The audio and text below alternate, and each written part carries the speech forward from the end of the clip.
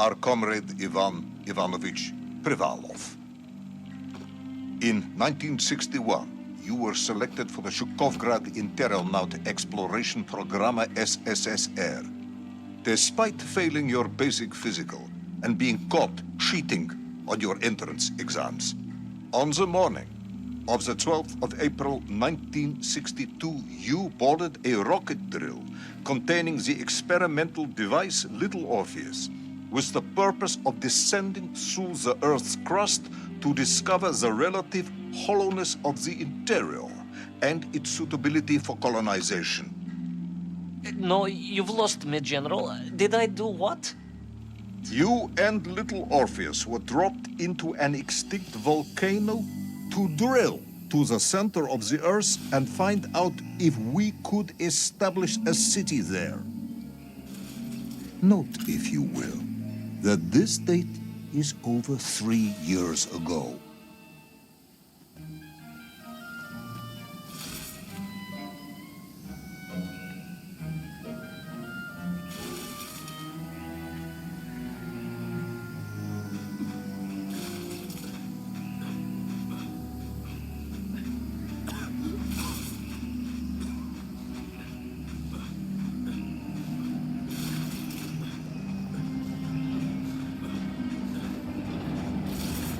Ivan Ivanovich, can you describe Little Orpheus to me?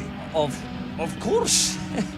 It was large and round and had something of a disagreeable smell. I was referring to its technical specification. Well, General, I am no man of science, but it had this radio thing that I was supposed to use to let the surface know I had arrived, and some sort of battery wrapped in this lead box.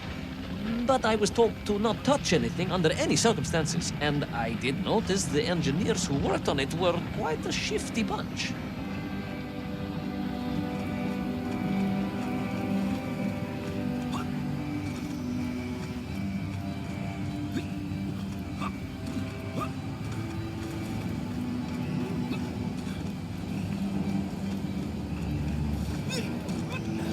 The Little Orpheus device contained a radio transmitter capable of sending a signal through miles of solid rock. In order to boost this, a powerful energy source was required. An atomic bomb, Comrade Privalov. An atomic bomb that you have lost. The drill device? Somewhere below the Earth's crust. Ah, yes, that bomb. Of course, General. I can explain everything. But it is a long and somewhat complicated story. And let me assure you, this is not a case of milking chickens.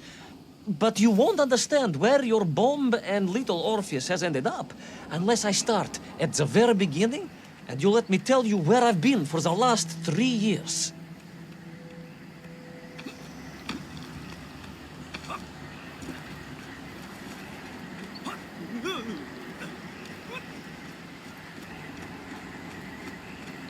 From the beginning, then.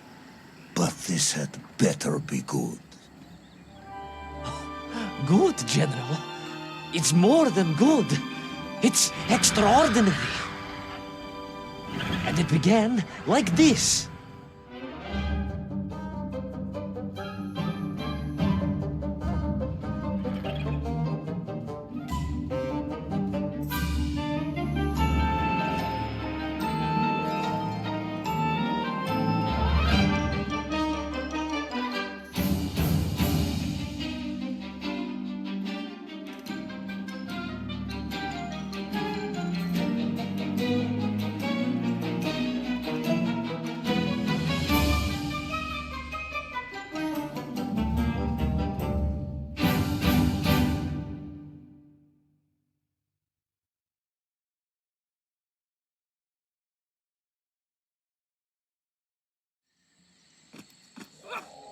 An extraordinary sight.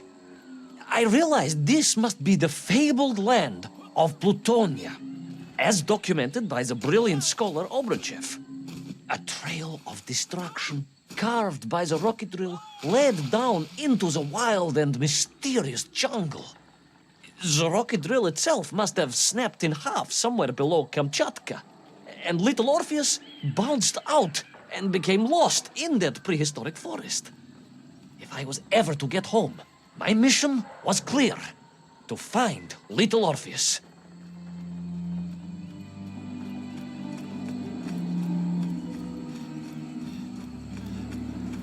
I steeled myself and plunged deeper into that prehistoric jungle where insects the size of dogs buzzed around. Dogs? What sort of dogs? I beg your pardon, General? Large dogs or small dogs? Big like an ovcharka or small like a barlonka? Does it really matter? Of course. Detail is all important. Ovcharka then, General. The size of an ovcharka. I find that very hard to believe. Would you find it easier if they were the size of a balanka? No. But I am enjoying your attempts to persuade me.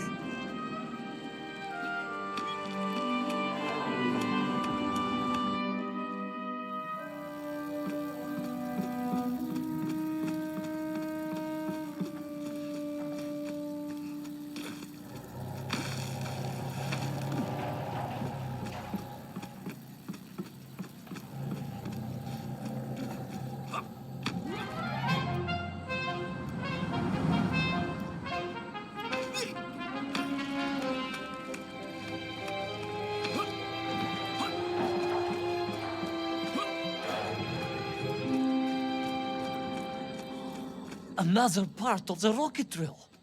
But still no sign of Little Orpheus.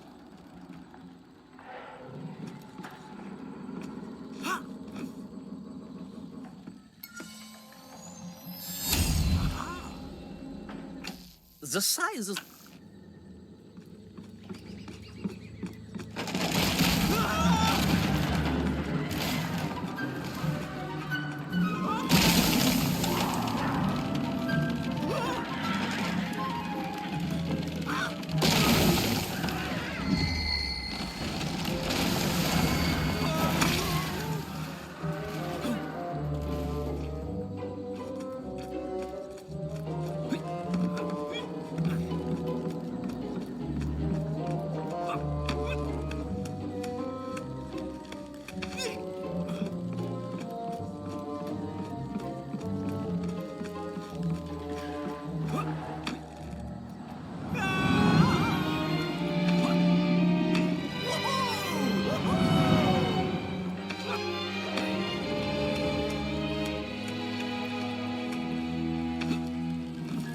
Between the trees, I could see huge beasts, larger and more ancient than any I felt like known to our modern times.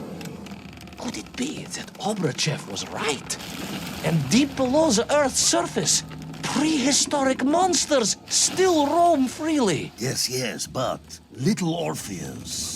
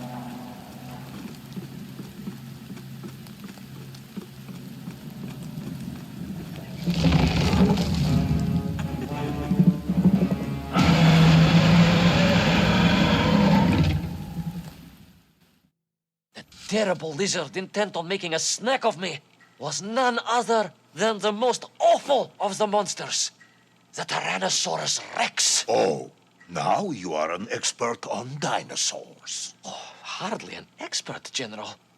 just educated by the best schools in the world, like all good socialists. And I remembered one crucial thing. I'm listening. Well, its greed is without bottom, its hunger is ferocious, but its brain is absolutely tiny. So it can roar and roar as much as it likes, but it will never be a match for the sharpened mind of the good Soviet worker. All I needed was a plan to outwit the monster.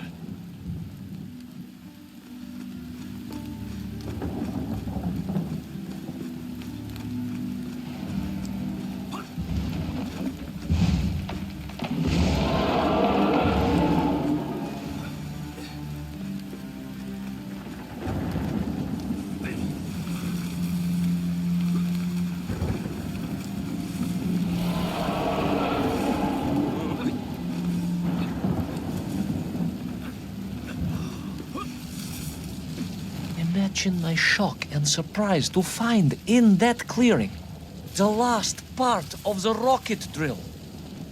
More shocking was the fact it had been ransacked. Someone had made off with the tools, the weapons, the rations, and the spare parts for the Pragviev. I began to suspect foul play. Perhaps Little Orpheus was not lost at all, but stolen.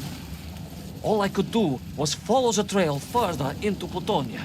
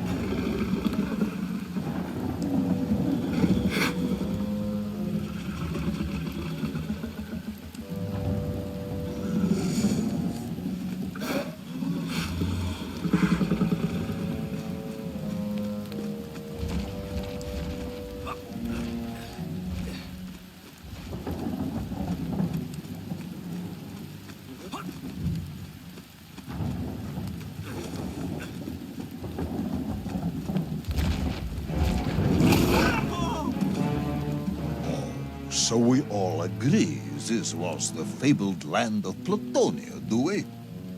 I don't remember accepting that. I will admit it might not have been Plutonia if you are prepared to accept the dinosaur. This isn't a negotiation, Ivan Ivanovich. General, you can disagree all you like, but there's very little you can do to persuade me it wasn't a dinosaur. I might not be able to persuade you, but I can always have you shot.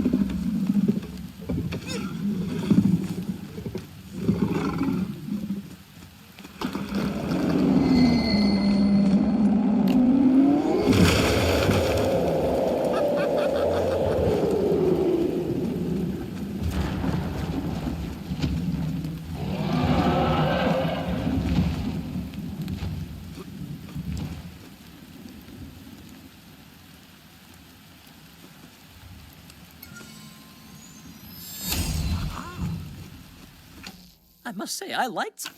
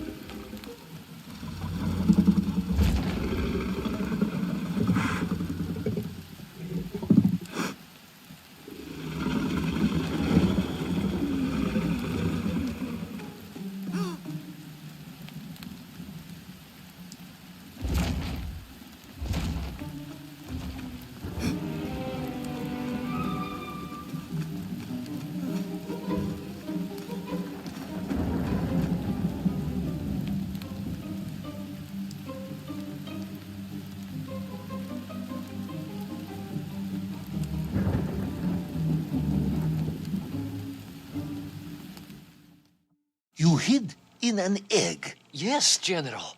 I hid in an egg. I am glad to hear your military training was not wasted. If only I had a single legion of men as brave and ingenious as you, with only 100 men equipped with eggs to hide in, we could roll across Europe in a day. General, are you mocking me? You are as sharp as you are brave, Tavarish.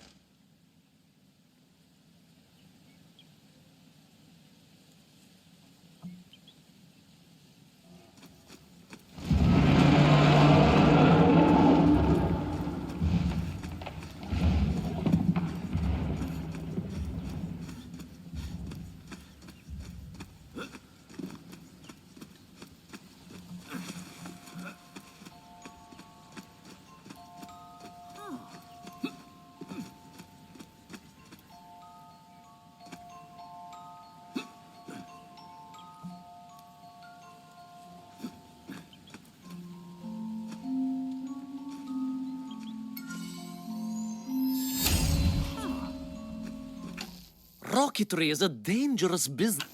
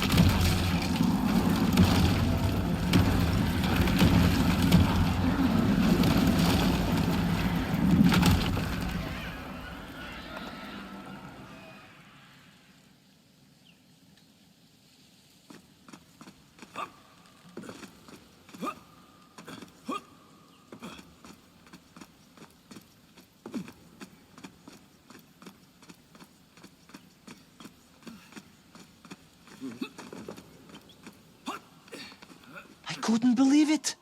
I still struggle to believe it. A whole lost city, buried in that jungle deep below the crust of the earth.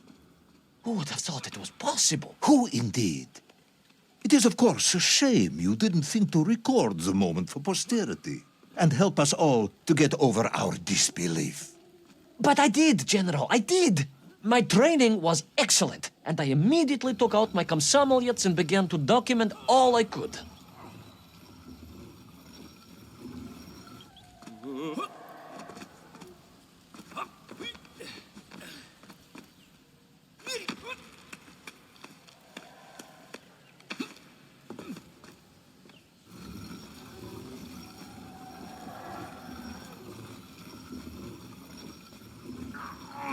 So, where is this camera now, then? General, yes. What, of course, I meant to say was my training was excellent, and I immediately reached for my camera, only to realize it must have been torn from my utility belt in the crash and lost forever in that forgotten jungle.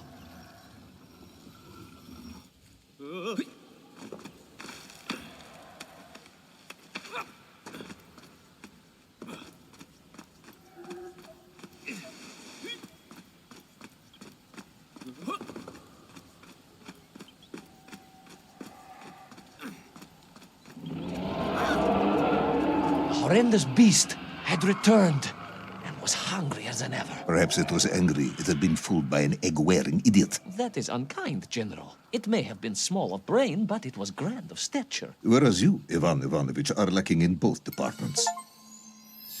Presuming there were no more eggs to hide in, did you have a new plan? I did, General.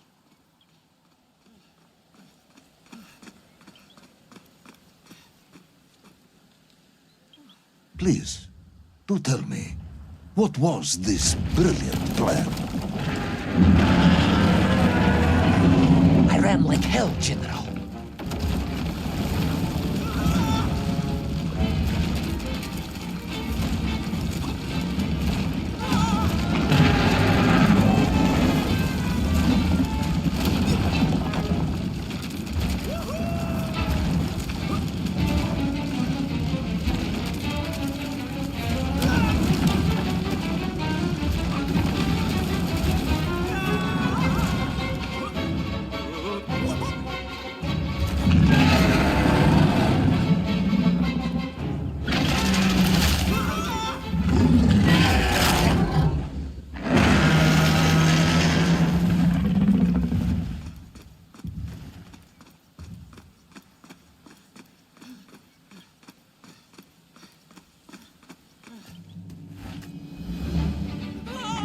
Will our intrepid yet doomed hero survive the jaws of the ferocious dinosaur?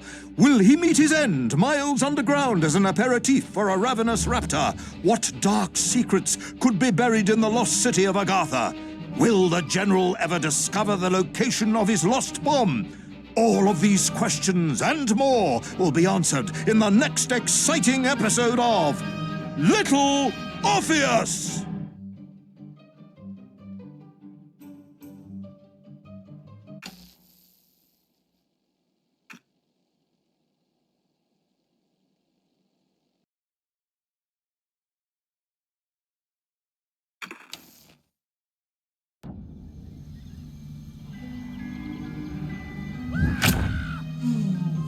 What luck! What a miracle!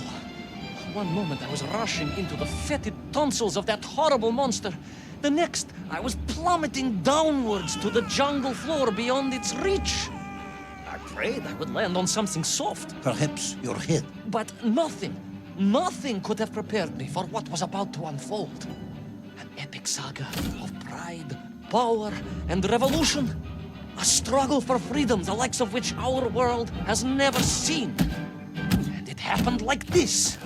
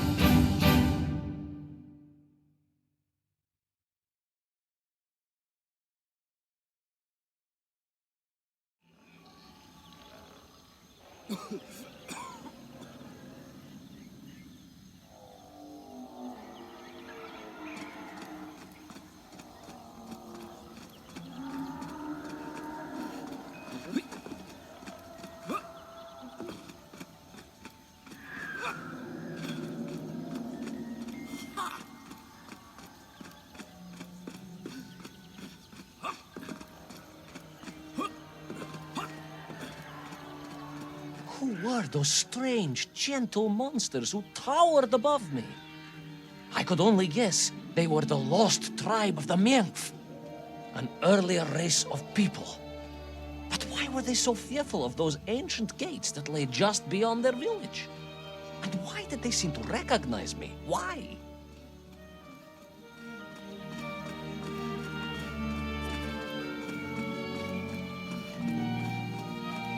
Yes, I'm also wondering why. No, a как же, General? Who was I to question such things? Trapped as I was deep underground. I was more curious, I must admit, about the location of Little Orpheus.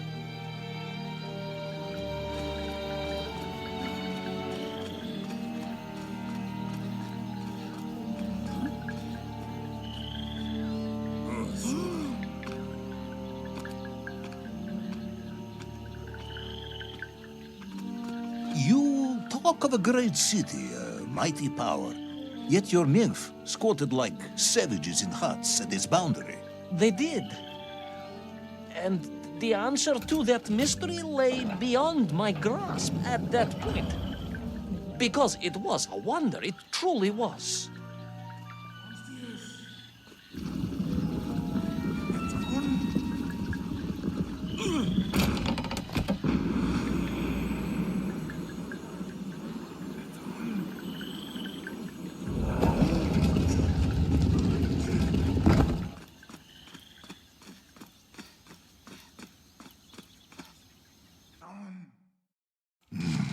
The lost city of Agartha. I hope I may one day see it myself. Oh, General, if only you could. Unfortunately, as I shall explain, should you seek Agartha now, you wouldn't find it. It has been utterly destroyed.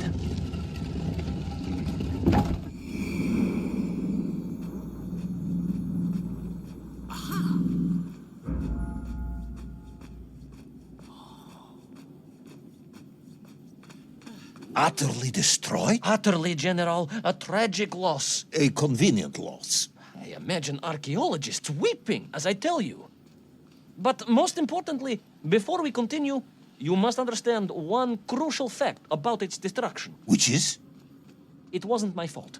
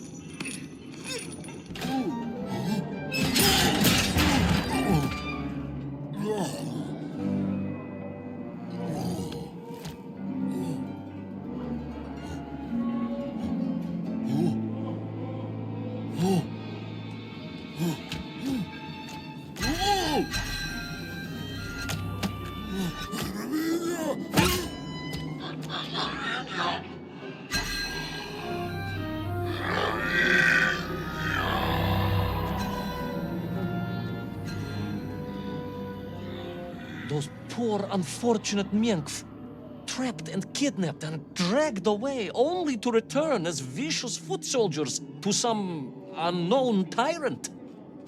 And yet, there was something familiar about the Shtukovna they were forced to wear on their heads, which I was sure were being used to control and enslave them. And what was that? General, it curiously resembled the radio sets I used to tinker with as a child. Radio sets. It was very curious. It was very curious. It was extremely curious.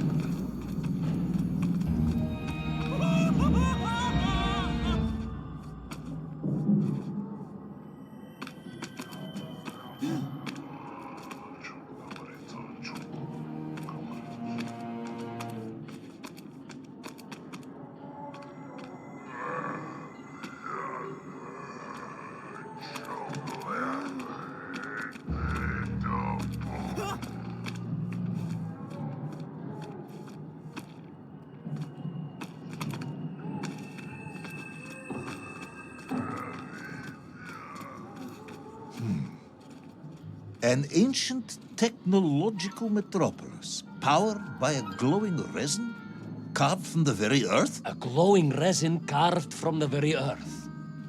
Do you see, General? I fear you are about to enlighten me.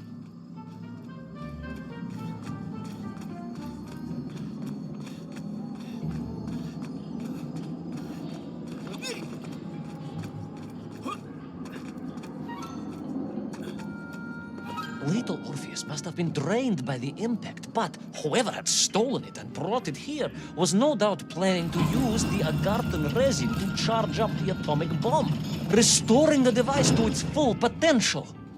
What sort of man would come up with such a monstrously reckless scheme? Perhaps the type of man who has such limited understanding of atomic energy that he thinks an ancient metropolis can be powered by shiny marbles.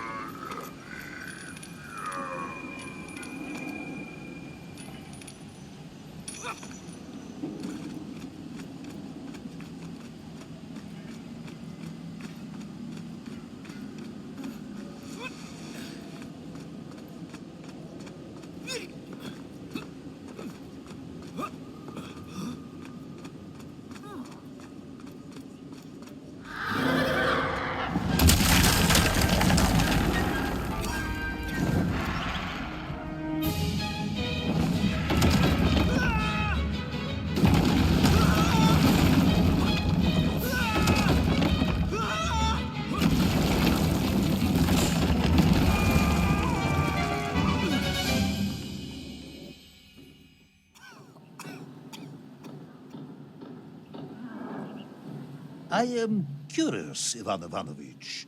You talk and talk about this great subterranean city. Yet what you describe sounds strangely familiar. It does in some way bear an uncanny resemblance to the glorious architecture of Comrade Alexei Dushkin. Wouldn't you agree? Нет, General. I have never heard of this great Tavarish Dushkin or his works. Interesting.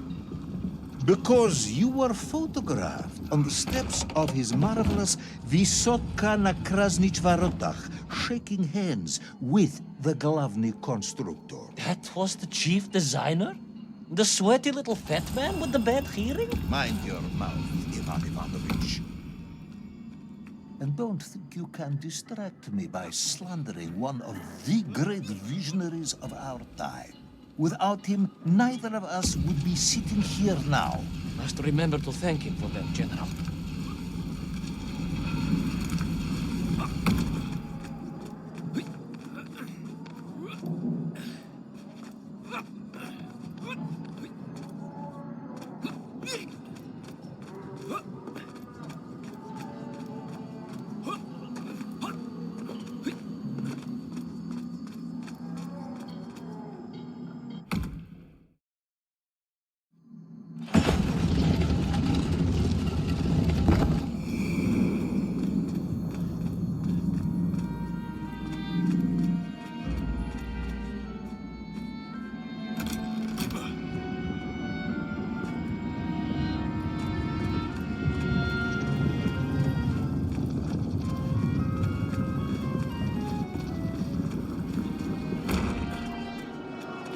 Those enslaved mink were trying to stop me. I was sure of that now. I find myself sympathizing with them, I must admit. No, General, then I have failed to win you over. Uh-huh. A point of agreement at last.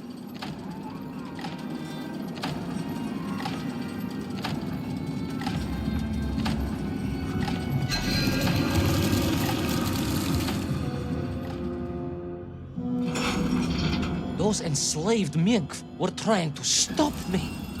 I was sure of that now. I find myself sympathizing with them, I must admit. No, General, then I have failed to win you over. Uh-huh. A point of agreement at last.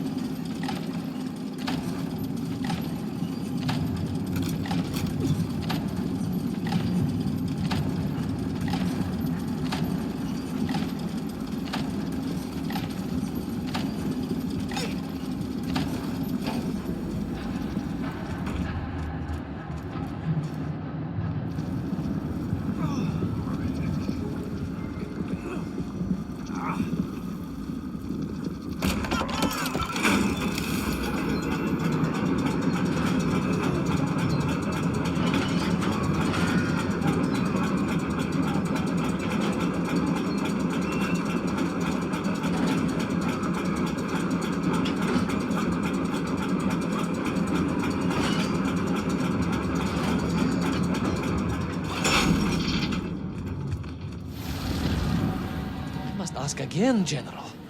Are you mocking me? That would be unprofessional, comrade. I will try harder to convince you then.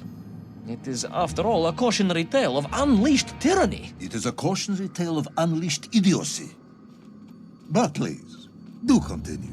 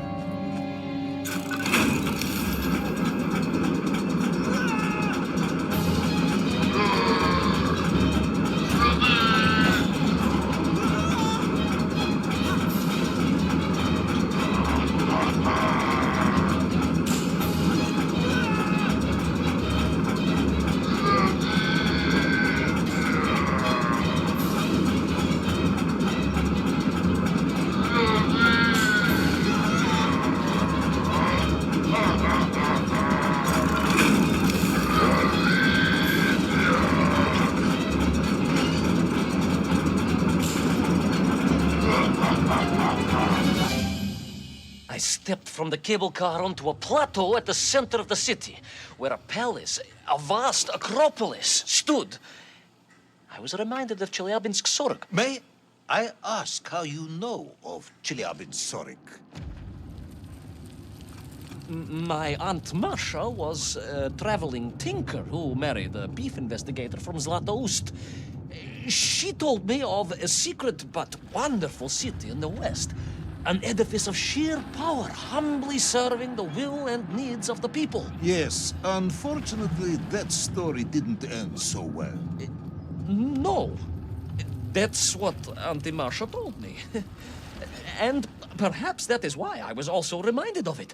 Because the moment I touched the floor in that place, I could tell something was very, very wrong.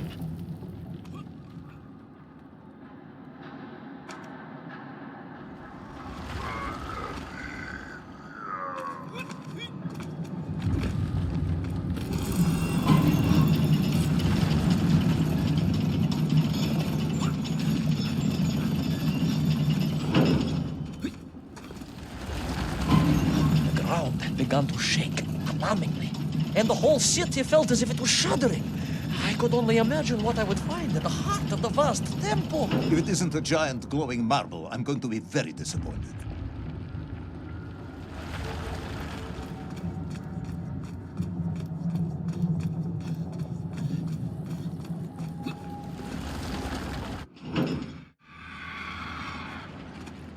A huge resin sphere that overshadowed all of the others.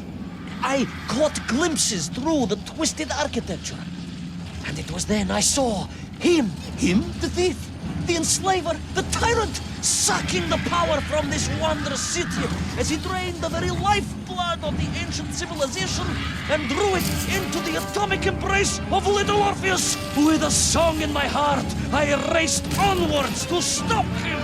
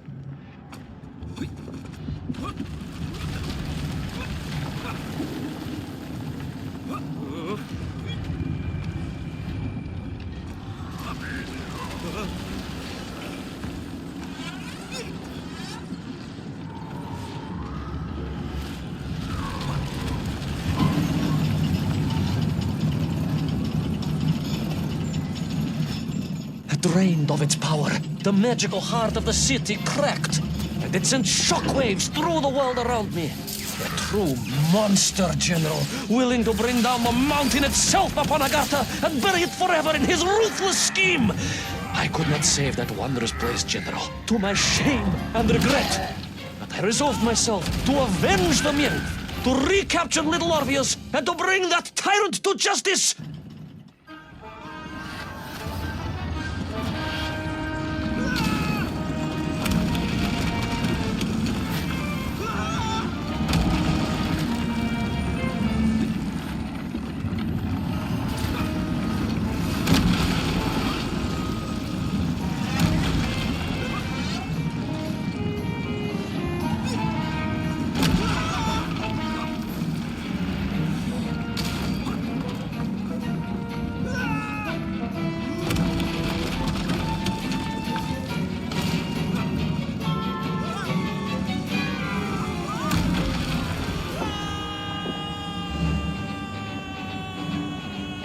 Will our plucky yet careless hero fall forever through those unknown skies? Will he discover the identity of the brutal thief commanding the army of the Menk? What chance does he have of ever returning to his beloved homeland? How long can the General's patience last? All of these questions and more will definitely be answered in the next exciting episode of Little Orpheus!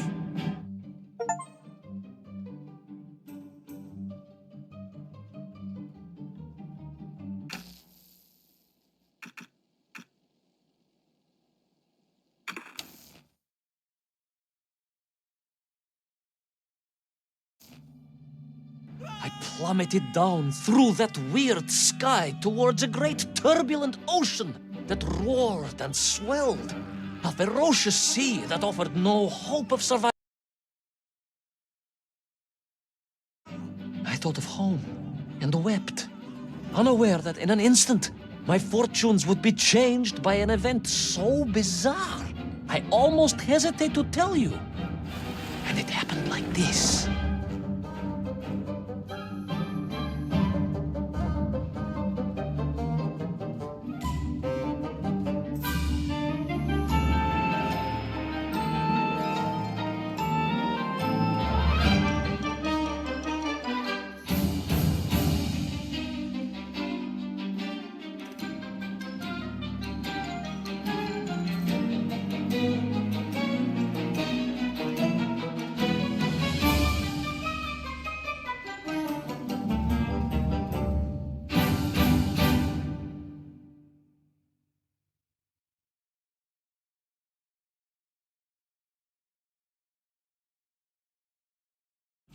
A giant whale? It was huge, General. You were swallowed by a giant whale. Yes, General. You look remarkably well for a man who was swallowed by a whale. I am blessed with a strong constitution, General.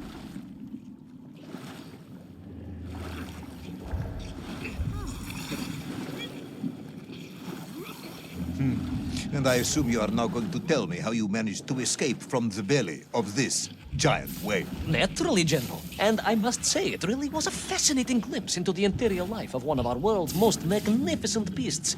I consider myself a wiser man after this experience.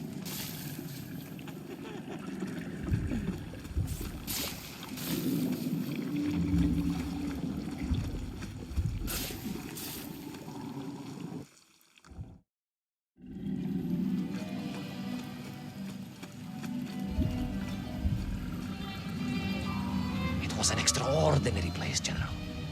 I could perhaps deliver a lecture on the subject to Moscow University's Zoological Society, if you like.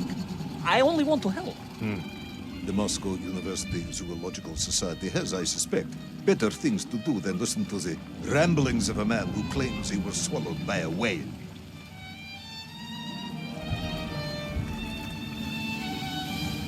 It is a shame, General. People can be so closed-minded. I, on the other hand, had little choice but to hear you out. For your own sake, Ivan Ivanovich, I must urge you to be brief. Absolutely, General. I will tell you directly of my miraculous escape from the belly of the whale. You simply won't believe what happened next. That is becoming dangerously over.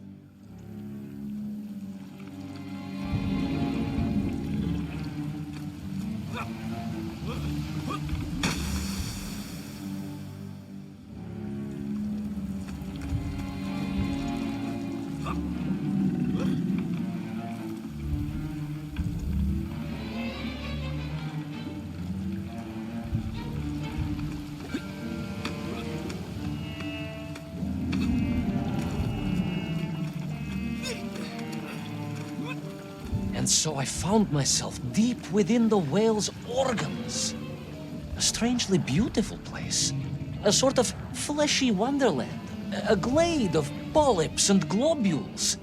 A landscape as awe-inspiring in its way as the forests and mountains of Altai.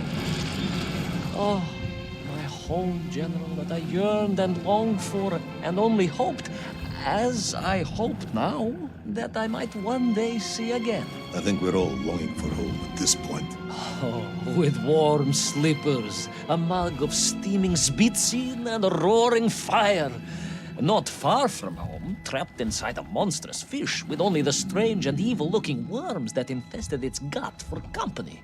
With only one's dedication to one's country and mission to keep one from falling into despair. But no, General, I could not. I had...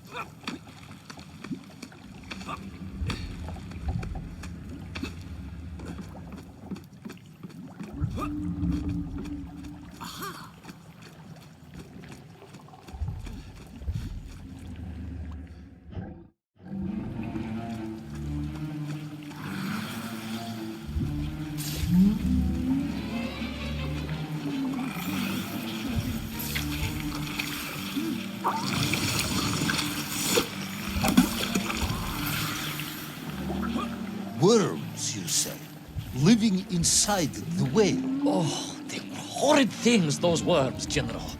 And most unwelcome, I would say. Parasites. But I had no idea just how rampant their infestation was, nor of the tremendous sizes they could grow to. At that point, my thoughts were only of escape. And I had a plan. Yes, I'm sure you did.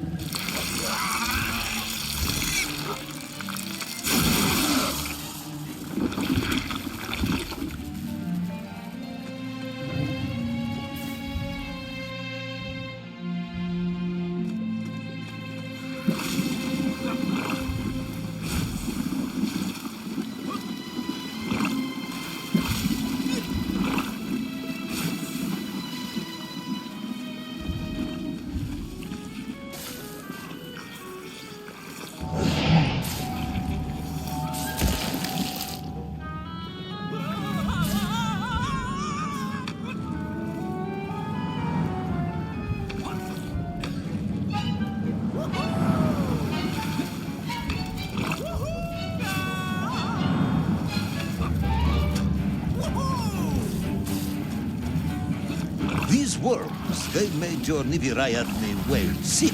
Wherever they attached themselves, the flesh began to turn gray and die. It was a truly distressing sight. And I resolved myself to assist the whale by removing the leeches wherever I could find them during my escape.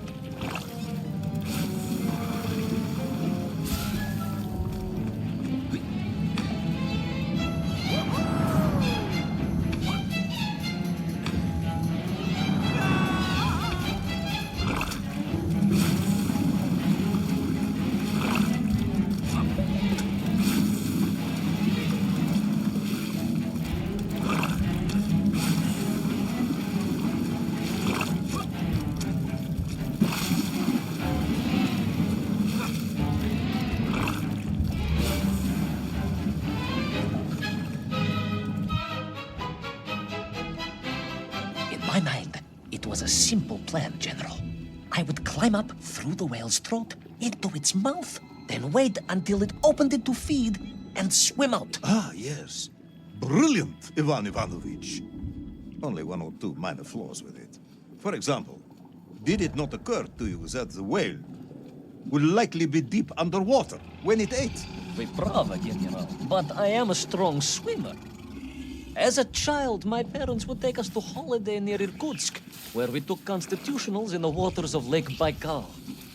In fact, my mother often called me her malenький морской котик.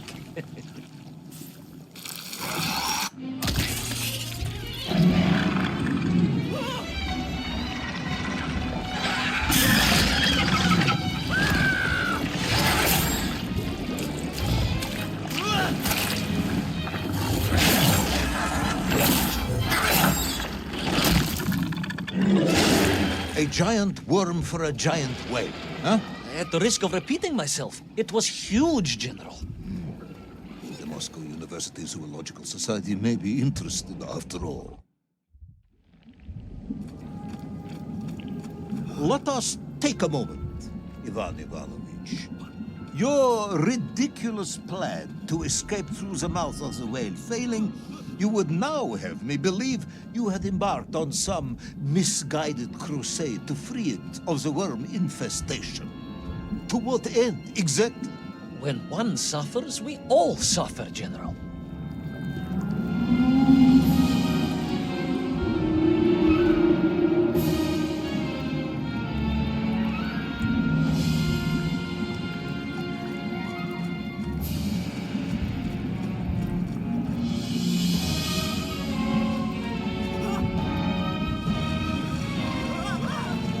Your ideological commitment is admirable, comrade, but... I concluded that if I could find the root of the infestation and neutralize it, the whale could mount a spirited counterattack against the worms.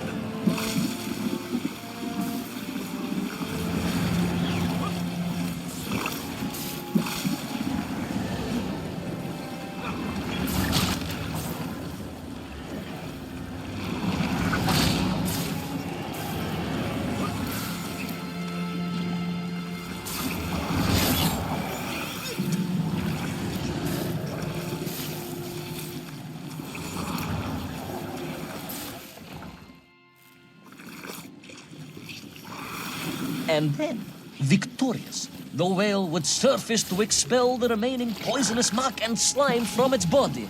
And at that point, I could escape through the nearest convenient orifice. In this case, most likely the blowhole. That is the most revolting thing I've ever heard. General, we are Russians. We have withstood the sheer force of nature and history and emerged triumphant. An expedition through the nasal sphincter of a gargantuan whale is nothing to us.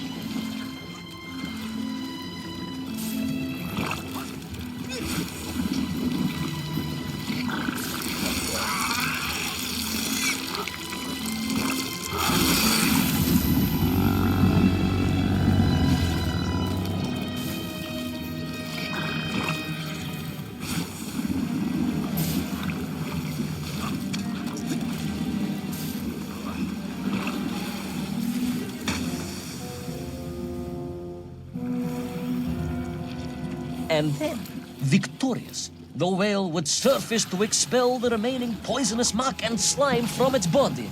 And at that point, I could escape through the nearest convenient orifice. In this case, most likely the blowhole.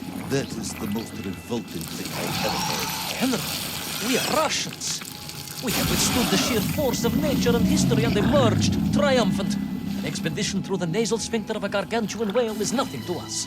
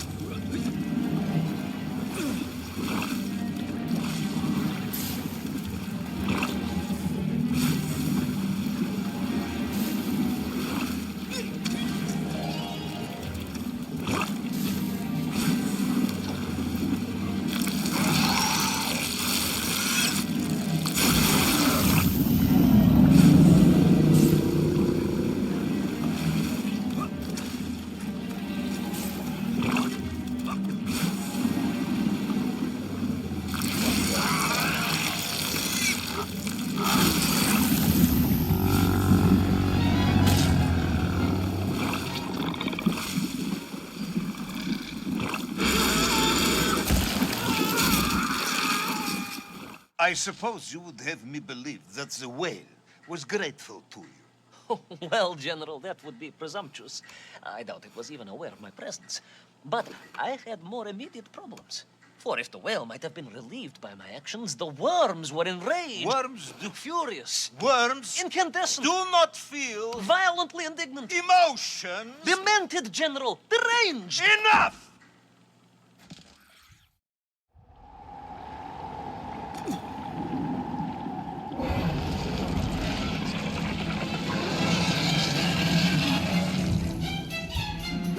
Where is Little Orpheus? Where is my bomb? Unless you are trying to dull the whale solved that as well. No, it did not, General. That would be absurd. No, Ivan Ivanovich, you are absurd. Your story is absurd. This whole ridiculous fairy tale is absurd.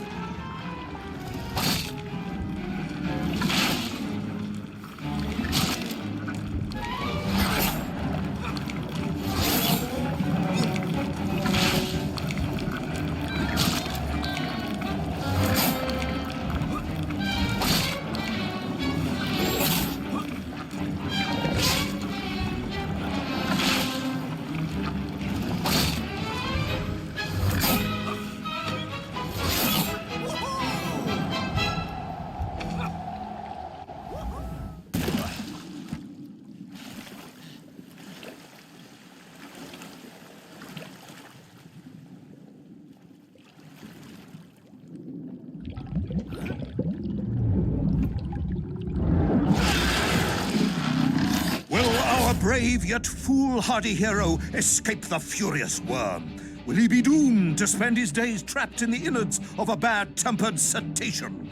Where is the whale swimming to in such a rush? And what will it do when it gets there? Is the general about to lose his temper and order the cosmonaut shot? All of these questions and more must surely be answered in the next exciting episode of Little Orpheus!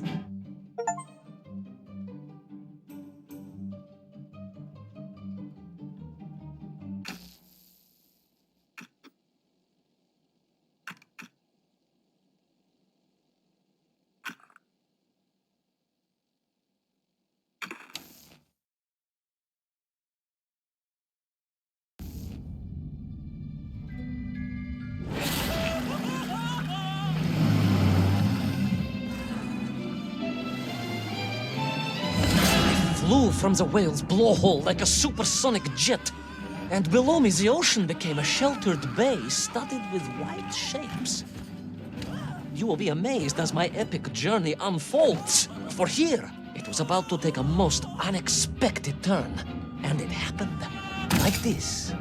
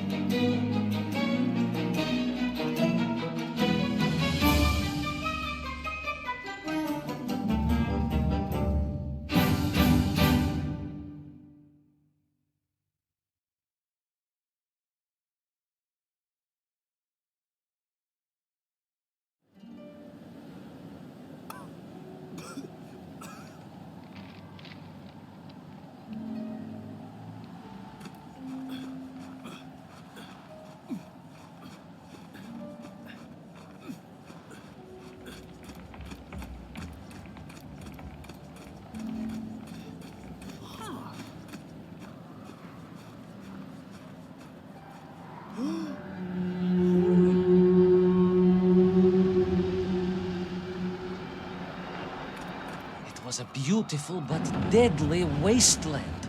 Freezing cold, brutally chilly, enough to kill a man in hours. Yet here you are. Indeed, General. An impoverished childhood playing in the streets of Omsk during those bitter winters had made me hardy. I thought you said you grew up in Altai. Ah, General, the life of a poor toy maker's family. We had to move from place to place just to find work.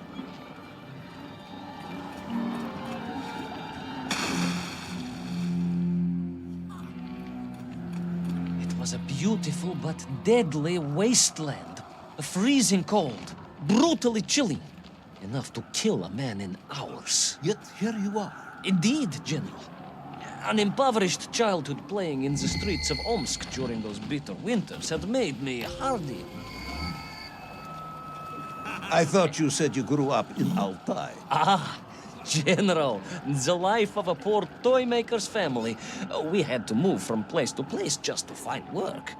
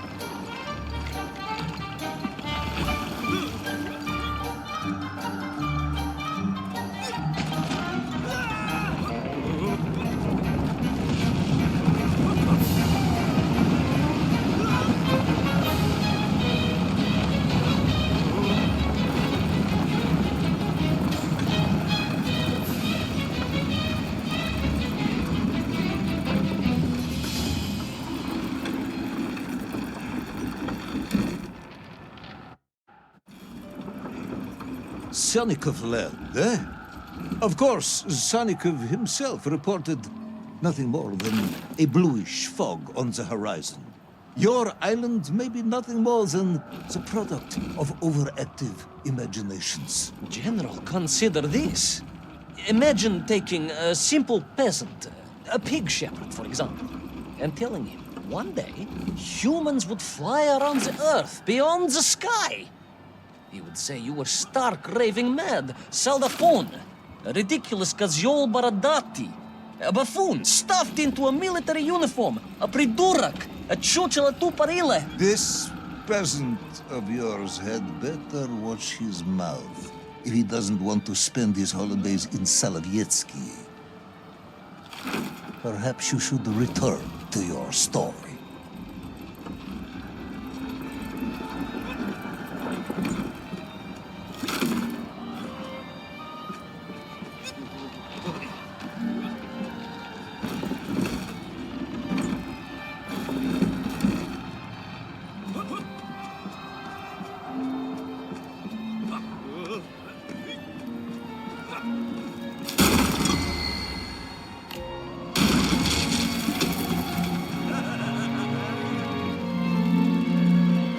There in the cliff, I could not believe it.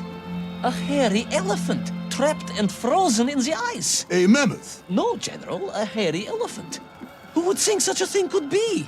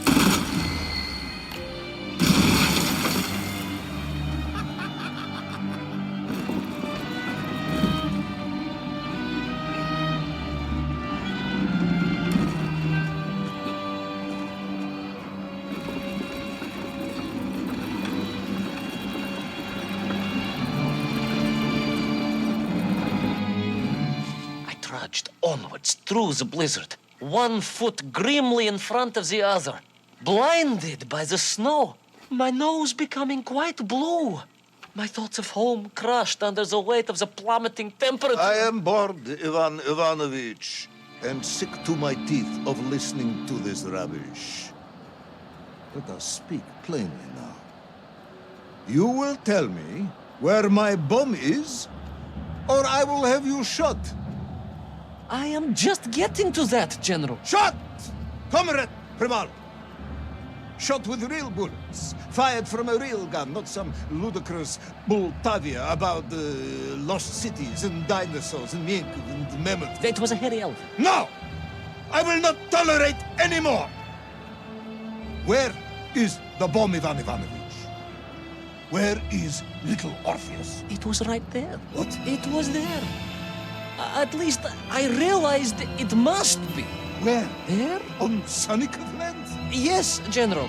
Because as the storm began to clear, I realized with a strange excitement and trepidation that I was not alone on Sanikov land.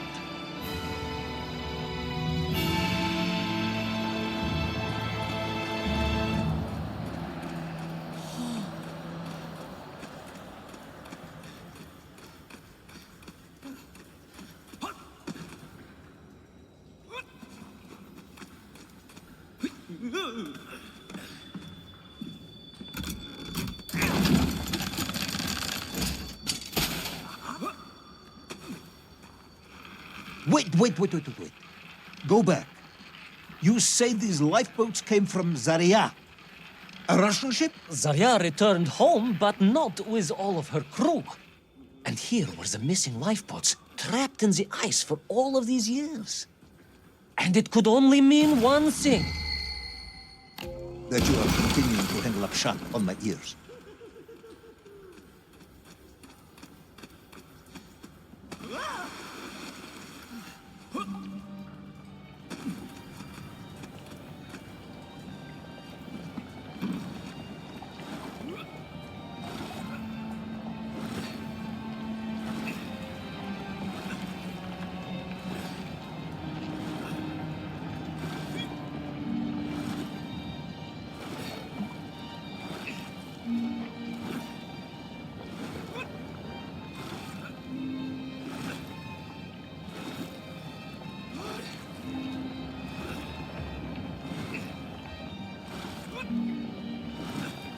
Baron Edward von Toll. Of course, I remember reading about his tragic expedition at school. We were taught he had died a hero's death out on the icy wastes, searching for Sanikov land. Yet what if, in doing so, he had sailed accidentally into the interior, deep below the crust of the world? A fellow citizen of the surface. I had to try and find him.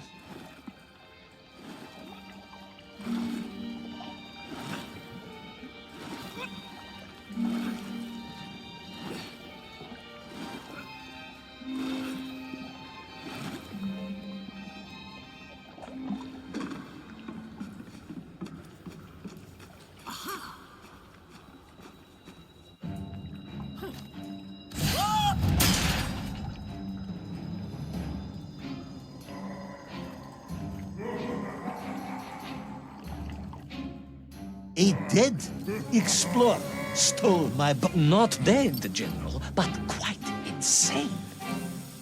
Perhaps it was the loss of the arm or the leg, or the long years in isolation. But Toll was clearly mad. You should have got along perfectly then. Oh, how I wish we had. But no, General. Whatever Toll's intention with Little Orpheus was, I had no time to consider it. I was in mortal peril once more.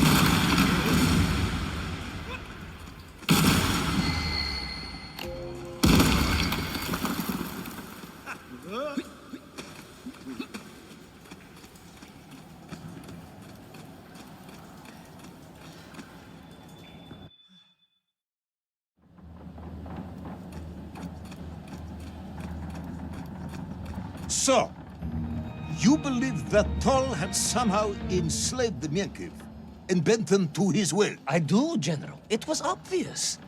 Why else would they serve him? And how else could they be so different from their freed comrades?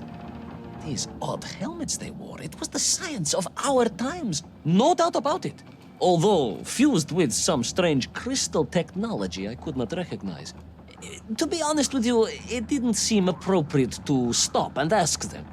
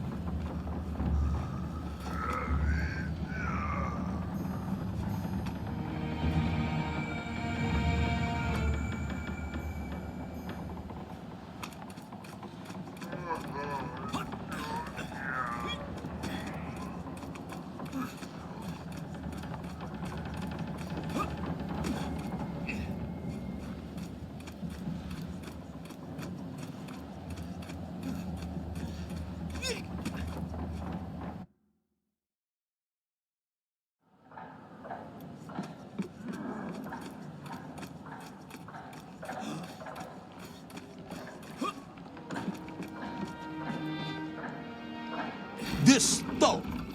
You say he was an explorer. Yes, General, he was. He vanished some 60 years ago. I remember the story well. And you say he stole Little Orpheus. To get home, General. To get home. I think he must have thought he could use the atomic bomb to blast his way back to the surface.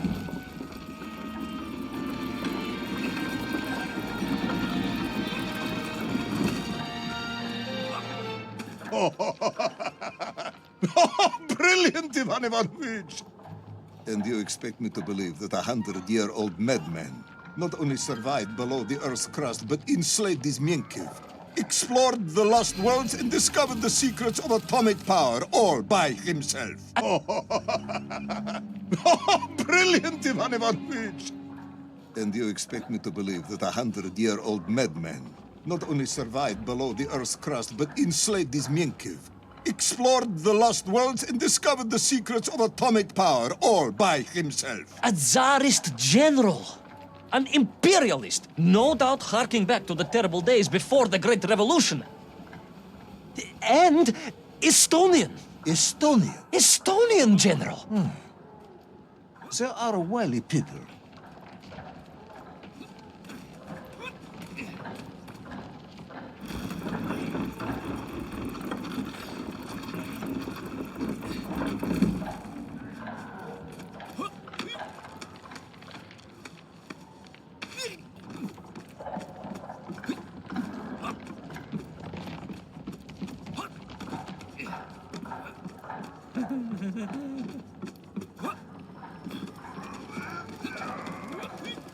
The slave mines stretched away into the distance.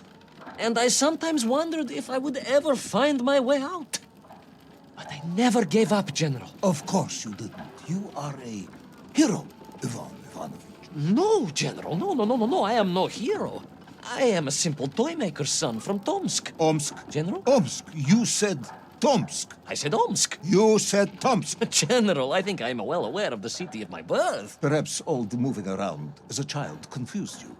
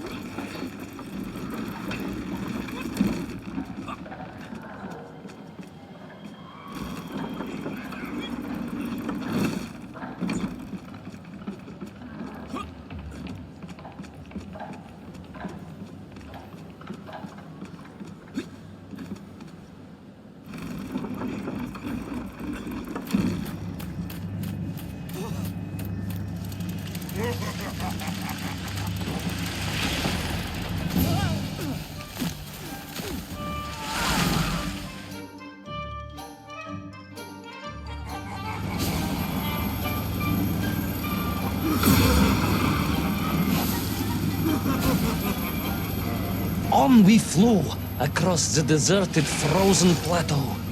I was single-minded in my pursuit, dogged in my determination.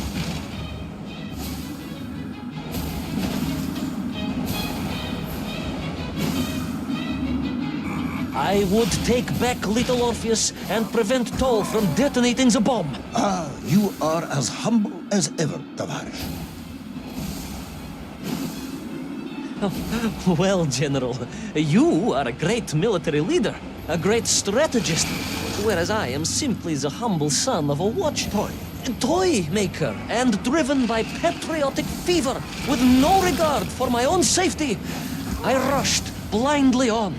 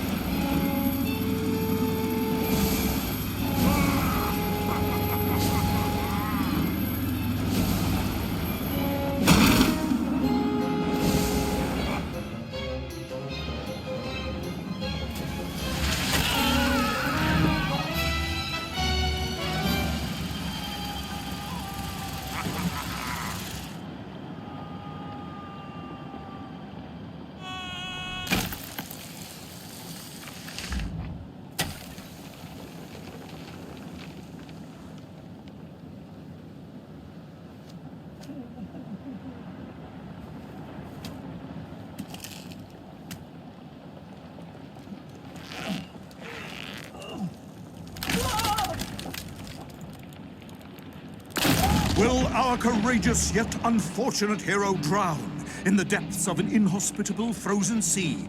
Will he thaw out in time to prevent Toll from detonating the bomb? Will the general holiday in Omsk next year? Or Tomsk? Or perhaps both? What exactly is the difference between a mammoth and a hairy elephant?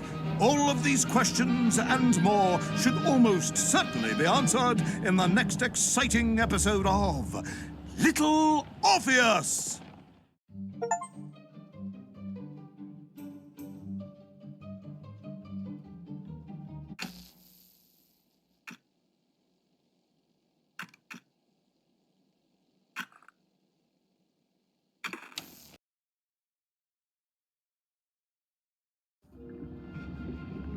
I thought I was doomed.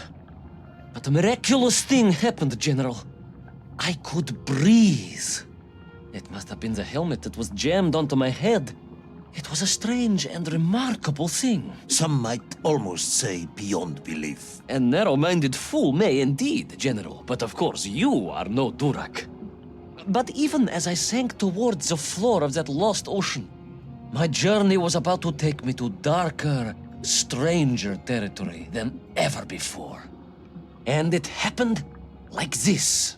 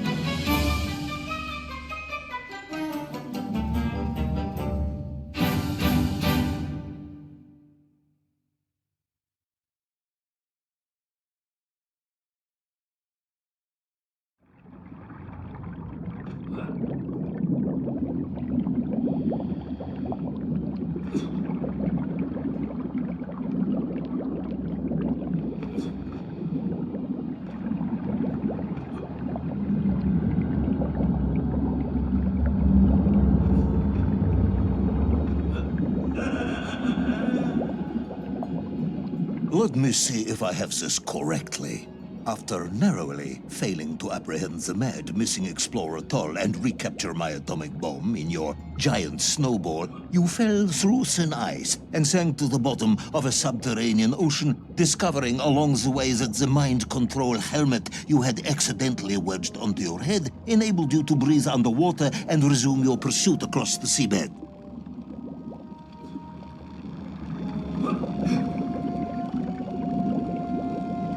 General, you seem perplexed. Perplexed? Perplexed is that the keys to my house are not where I left them. Perplexed is the fact my dog will not eat cheese like other dogs. No, Ivan Ivanovich, I am not perplexed.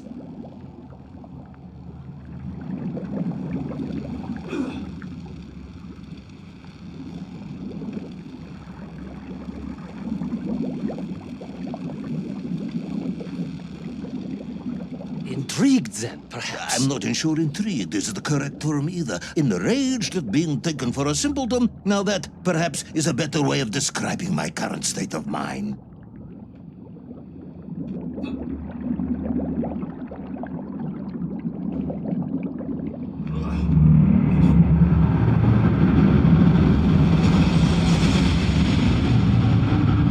That is unfortunate, General. Once again, Comrade Privalov, I must correct you. Unfortunate is losing one's car in a snowstorm. Unfortunate is booking opera tickets on your wife's birthday and getting the date wrong. Oh, was she furious? That is not the issue! Furious. However, now that is a good word. I could speak with your wife. Would that help? I could always have a word with her if you like. I could always have you shot. You could, but I suspect she would appreciate the gesture less.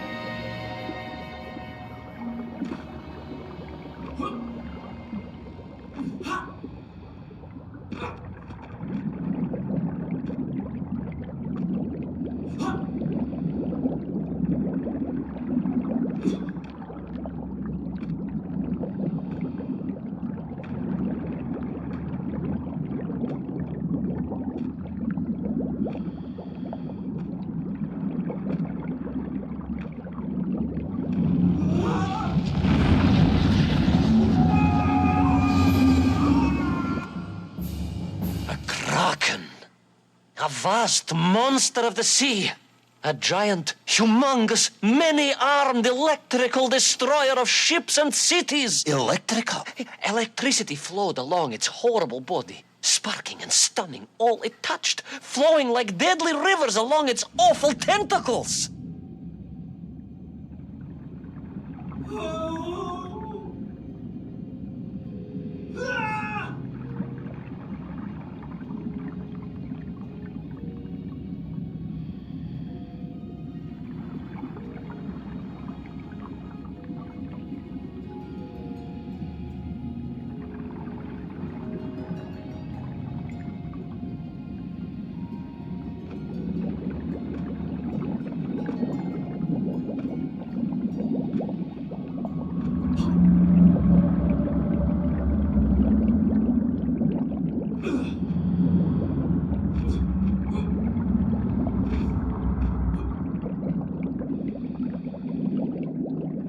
A sobering discovery.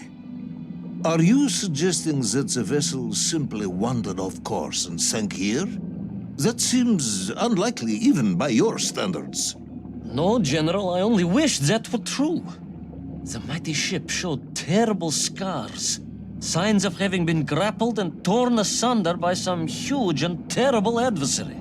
That is indeed strange and curious. I am troubled by this discovery. Might you almost be perplexed, perhaps? Don't push your luck.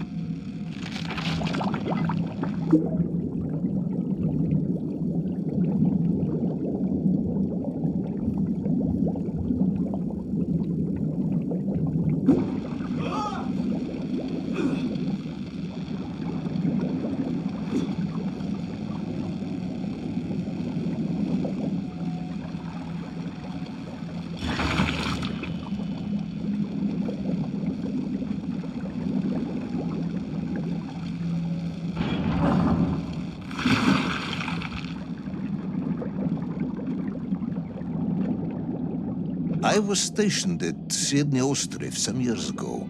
I am only too aware of how easy it is for the imagination to create monsters when one is exposed to lonely and dark places. My men required constant monitoring. Much like my cousin Pavel. He was also stationed at Ostrov? No, he required constant monitoring. He was a devil for stealing eggs.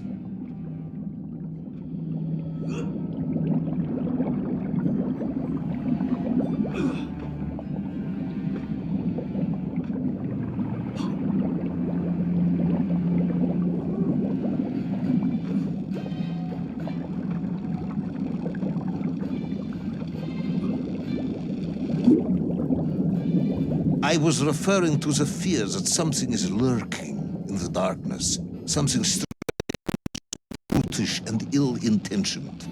Again, that sounds much like my cousin Pavel.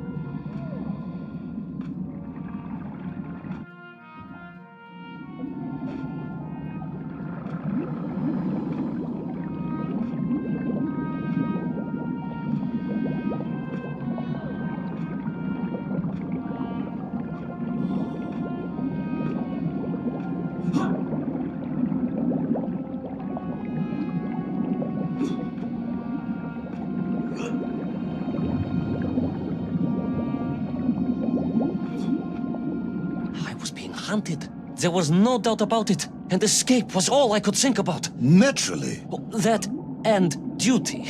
Duty? Yes, General. After all, I had a bomb to recover from that villain Toll. How clever of you to remember that.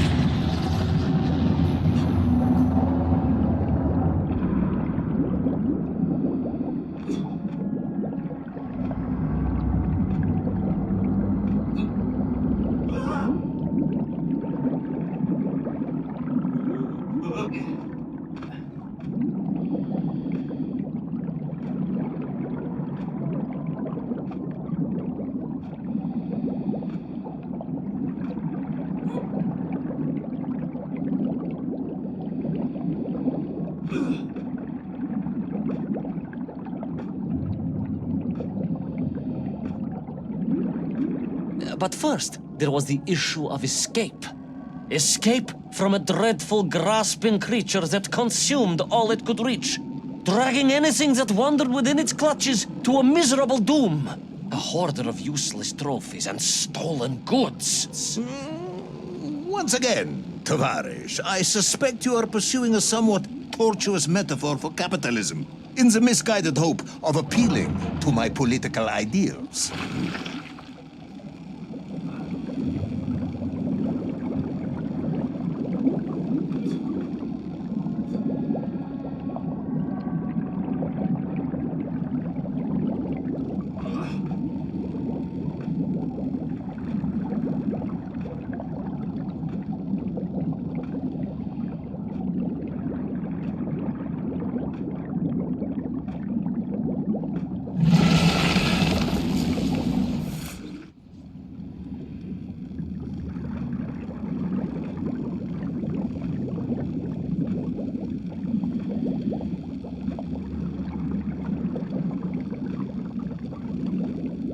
I was like a mouse, General. A little mouse being toyed with by a terrible cat.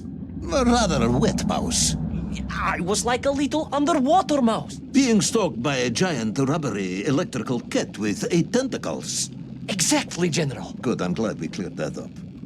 You may continue.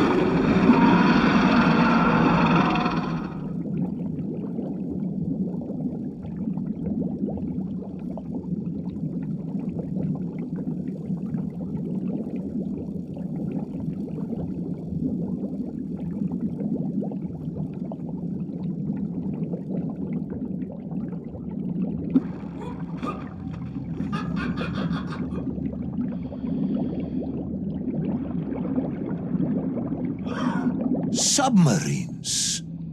You didn't mention submarines before. Didn't I? Why? No, Naverné, General. Of course. Submarines. Millions of them. Several, at least. Any particular submarines? Did you see names, numbers? General, have you lost a submarine? I am not at liberty to answer that question, as you well know. Well, General, losing one's car in a snowstorm is unfortunate, as you say. But to lose a whole submarine, that could be considered careless.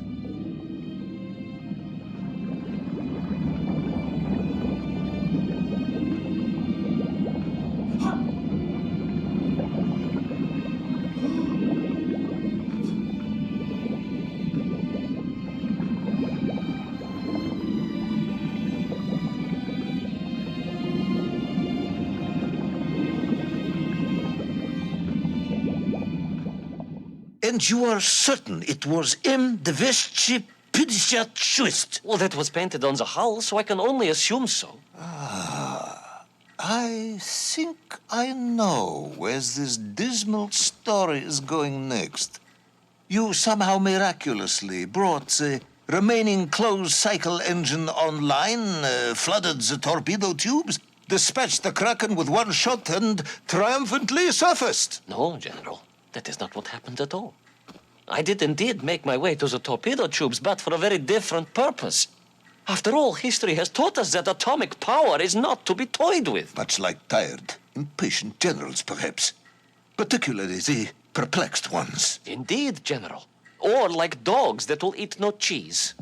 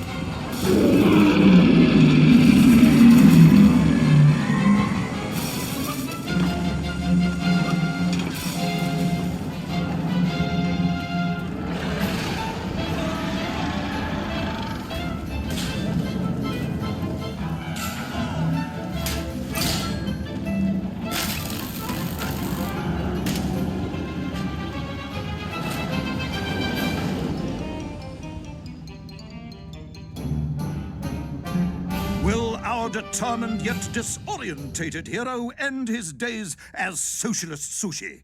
Will his daring exploits be cut tragically short by vengeful calamari? Will the general's wife ever forgive him for missing Ruslan and Lyudmila? And just how many eggs did Pavel steal, and where did he keep them? All of these questions and more may or may not be answered in the next exciting episode of Little Orpheus!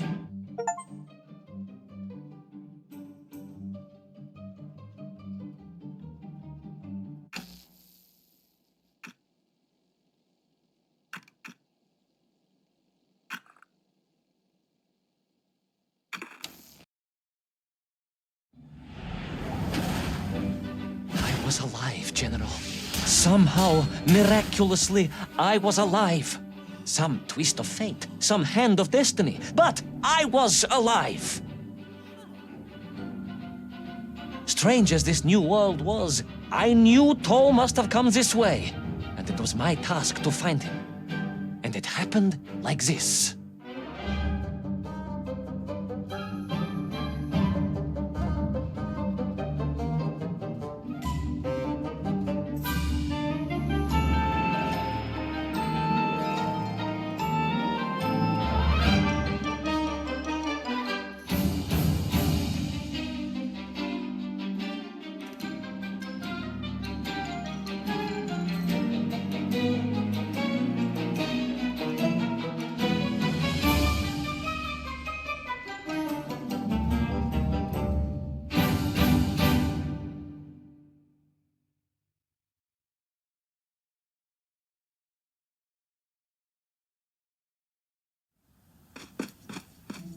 The sun beat down on me relentlessly.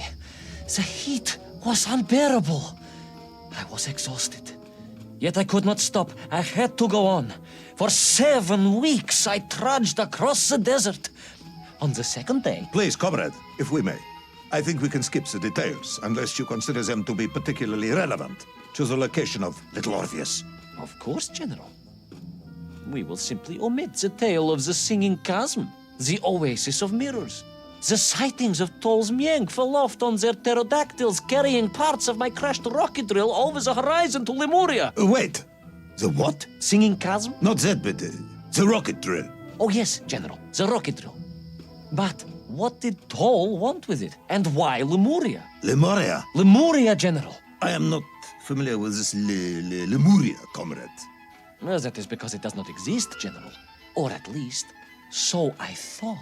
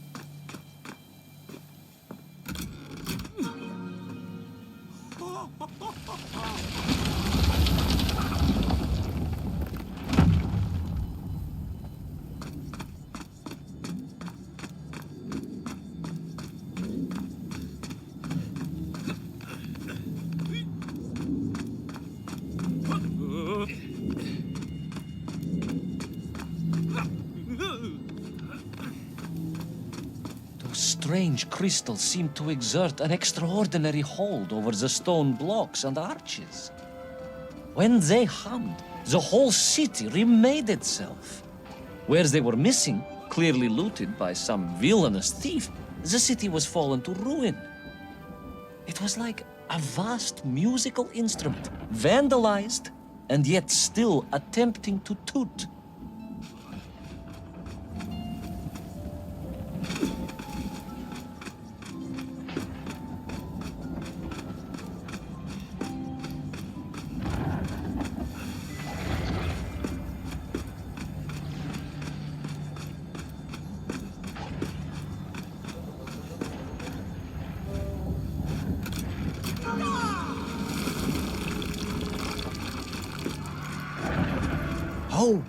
poetic.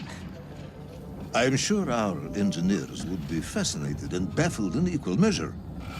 If the whole department hadn't been arrested for sedition last week, I would happily convey it to their skeptical ears. Sedition, General? Really? How poetic. I am sure our engineers would be fascinated and baffled in equal measure. If the whole department hadn't been arrested for sedition last week, I would happily convey it to their skeptical ears. Sedition, General? Really? That is unfortunate news indeed. I am joking, Cobra.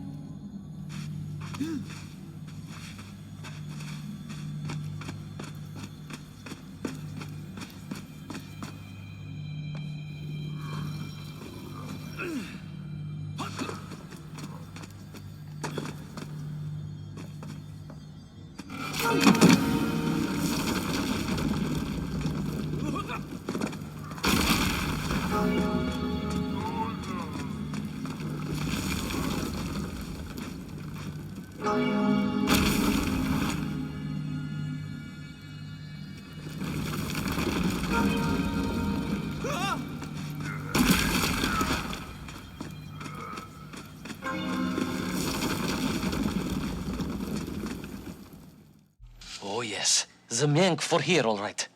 Which meant whatever dastardly scheme Toll had, it was to be enacted on these burning sands. And you will explain this in due course, I imagine. Eminently, General. What you need to know first is this.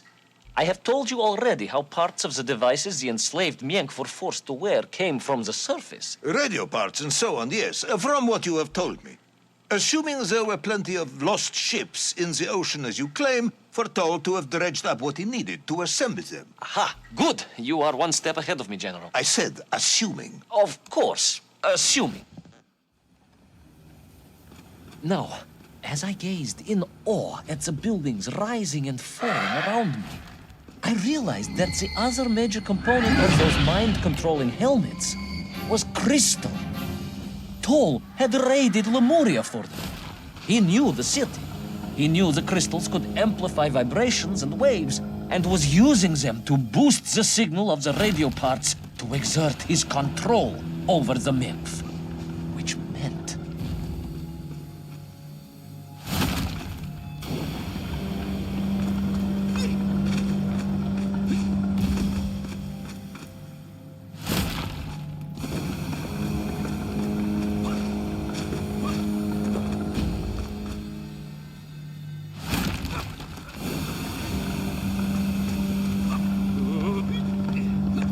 Yes? Imagine, General, what such amplification could achieve when fused to the finest atomic science our great Soviet civilization has produced. Wait. I do not understand. You said Toll was planning on using the bomb to shatter the Earth's crust to return to the surface. A tragic mistake, General. I had not recognized the extent of his mad ambitions. You mean to imply Toll would have attempted to enslave the Russian people? Pah! The will of the Soviet citizen is mighty and strong. To you, perhaps, as a trained warrior.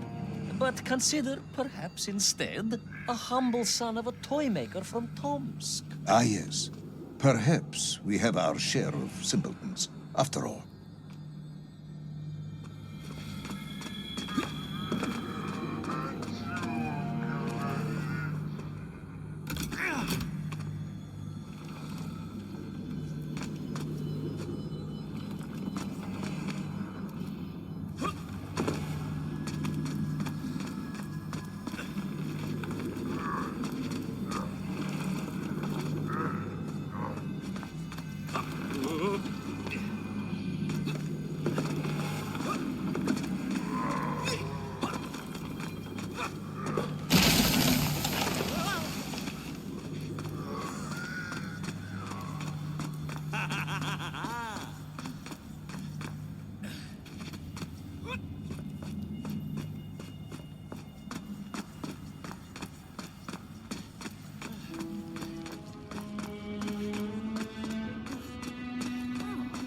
The vast pictograms told of a history of wonders.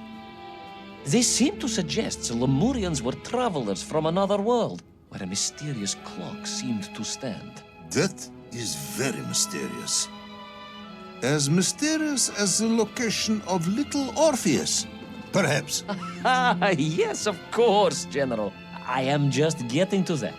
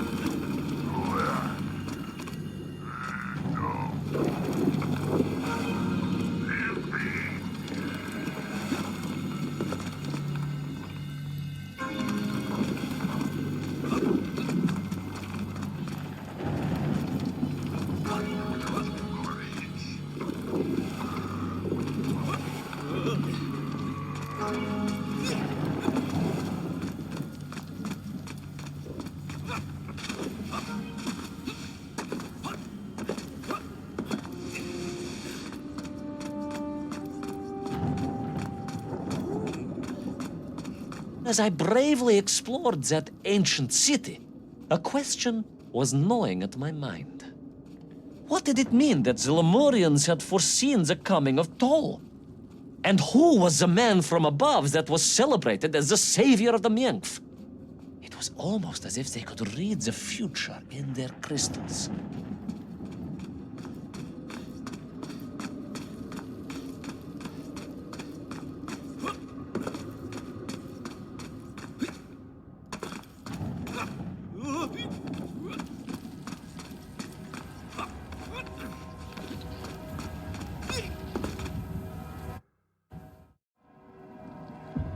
The bells of Lemuria tolled and tolled, a roaring symphony, a crescendo of peals that set the city dancing, each note causing the crystals to shimmer and cascade with light.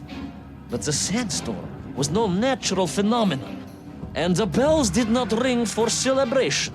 Something was very wrong here. Aside from the pterodactyls and the Miengf and the dancing stones and the ancient magical prophecies and the crystals and now the giant bells, you mean?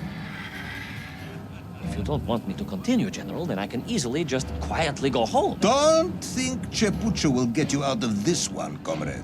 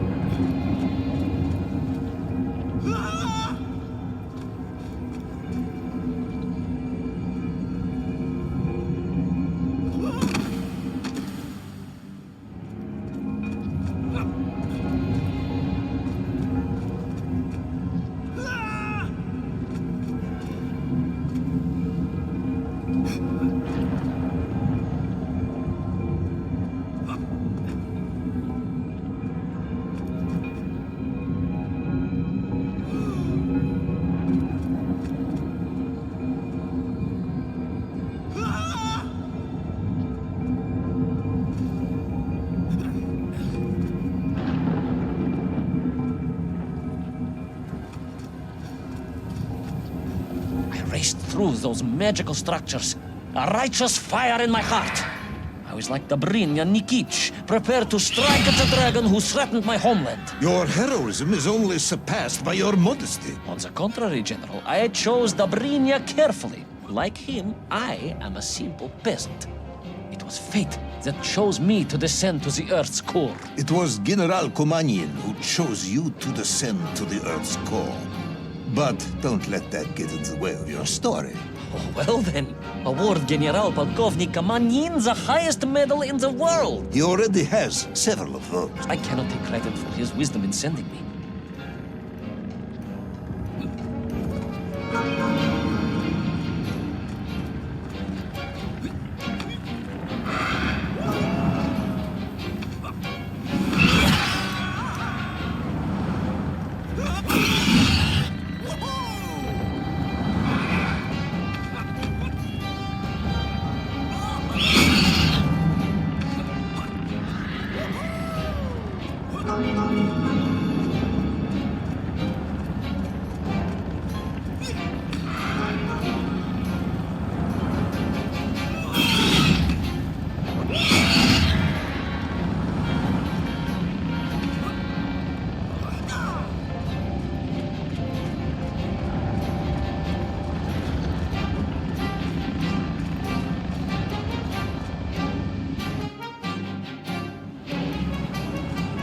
What was once a rocket drill ship, built to burrow into the Earth, was now a mighty vessel, repurposed to blast off into the skies.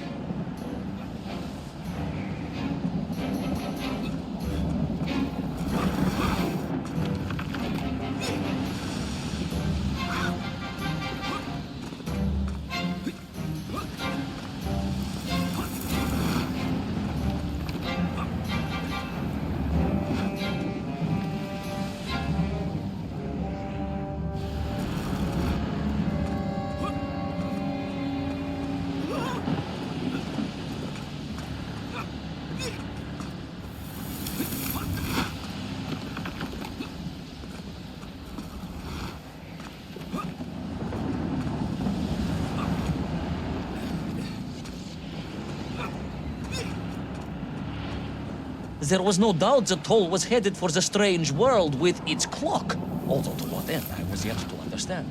But there was no time to consider, no time for questions.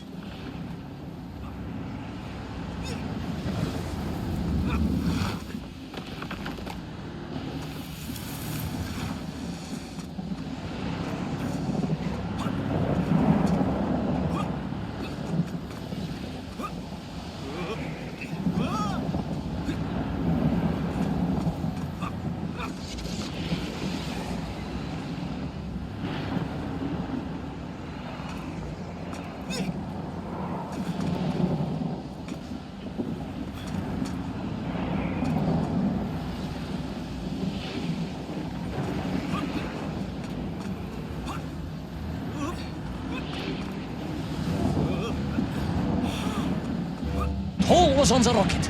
Little Orpheus was on the rocket. And wherever they were headed, I must head there too, to thwart his plans, recover my drill, and save the world!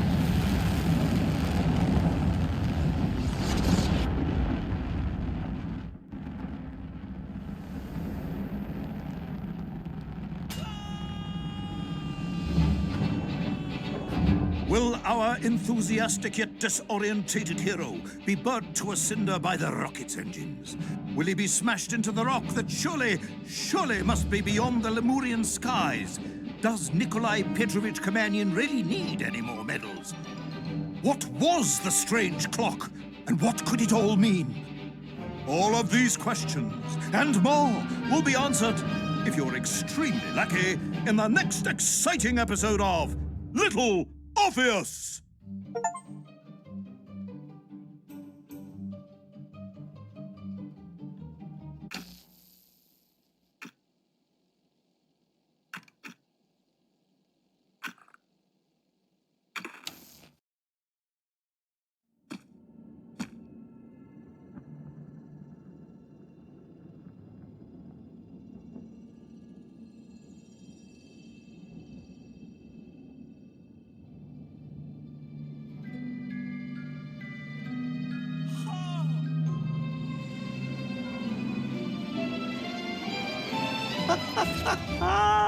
Laika!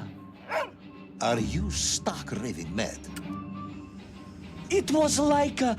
I am sure of it. That spirited little dog saved me. Laika saved you in her little space machine. I believe the correct term is capsule, General. Don't push your luck any further, Ivan Ivanovich. I fear it might snap. Oh, my apologies, General. In my excitement to explain what I discovered on the far side of the Metagalacticus Interiores, I got carried away. And it happened like this.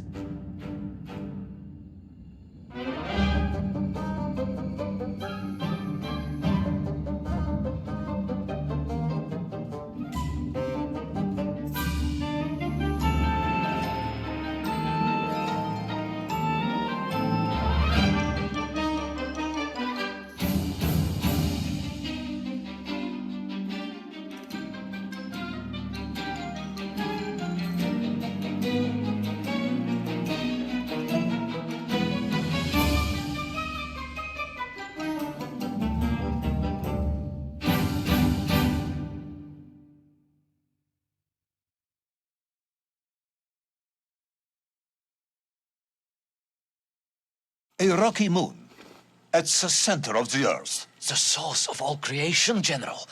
A place where time flowed like rivers, and boulders of raw matter rained like comets upon the cratered rock. Another miraculous escape from death. Another happy accident. It was no accident, General. Laika took me there entirely deliberately. I'm sure of that. She continues to be a heroine and a savior and protector of our great nation.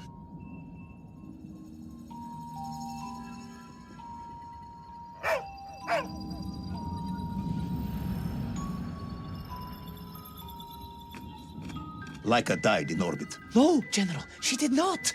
She's very much alive and happy, and currently living several miles below our feet. Laika is dead, Ivan. She most certainly is not, General. This is the real world, Tavarish. A world where you did not go to the center of the Earth, and Laika died in orbit. In my world, General, Laika is still alive. A better world, some may argue. Very well. I will live in your world for a while longer, but time is running out. Ah, yes, time, General. I was just coming to that.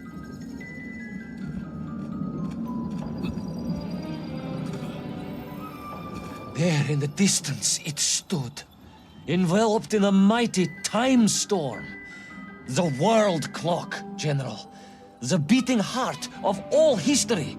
The axis mundi, the pillar of the world. Not enough to conquer Russia by drilling back to the surface with his magical mind-controlling atomic radio set, then. No, General. You see, what if he could fuse Little Orpheus directly with the world clock? Then his message would radiate with every tick and every talk. He would not simply be the Tsar. He would be the Tsar of all time, the eternal tyrant, the literal incarnation of everything our glorious revolution stood to overthrow.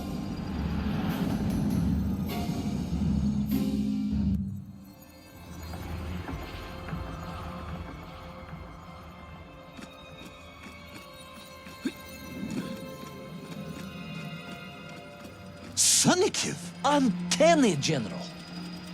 But it was somehow different. I felt no cold. The waves were motionless. Indeed, it was as if I had stepped free of those rivers of time and stood on entirely motionless ground.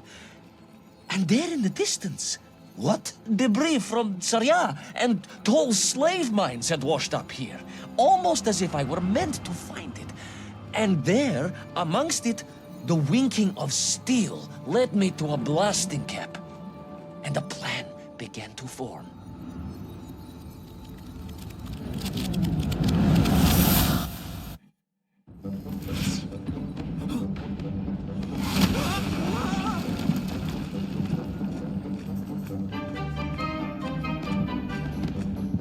The terrain was ferocious. Explosive eruptions of fire and heat. Thunderous emissions and lethal gases. Much like your cousin Pavel, perhaps, as a result of consuming all of those stolen eggs. Ah, General, you have been listening after all.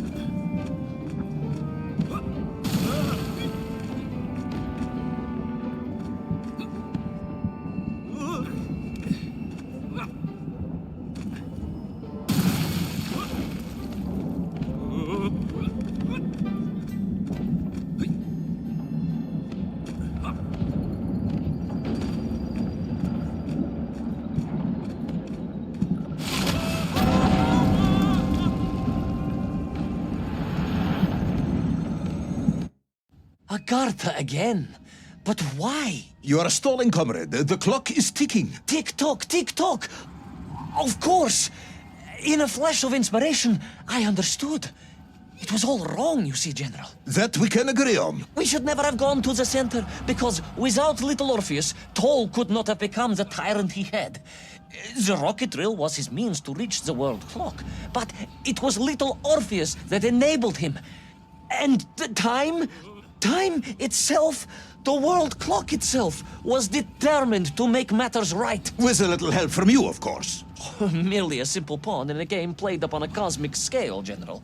But a pawn who understood that he was being given a second chance to grab a chunk of the explosive resin that wondrous city was built upon.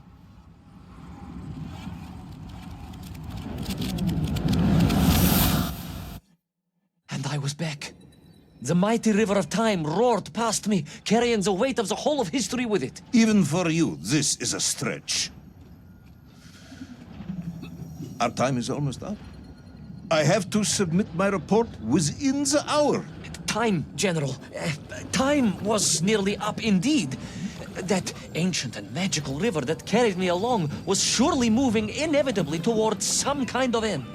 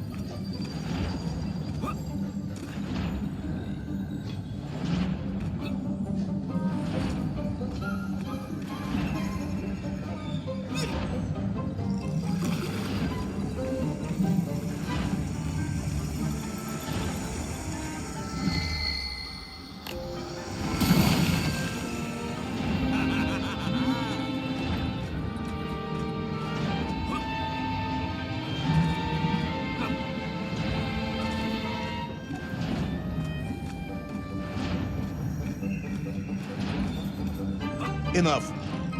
No more Privalov. No more stories. No more lost worlds and space dogs. I'm full of it. It is nearly midnight, and you have not given me the adequate explanation for the whereabouts of Little Orpheus and the atomic bomb.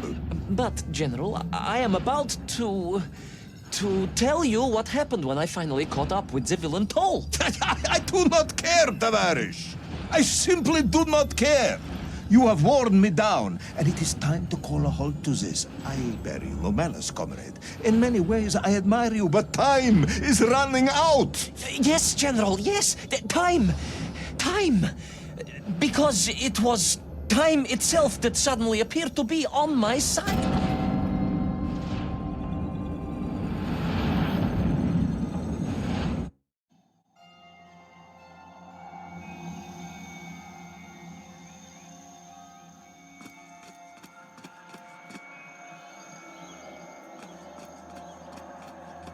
Perhaps the world clock was so impressed with your egg-wearing antics, it decided to return you to Plutonia for a second attempt. I would strongly suggest you cut to the chase. The chase, yes. The pursuit of Toll and Little Orpheus.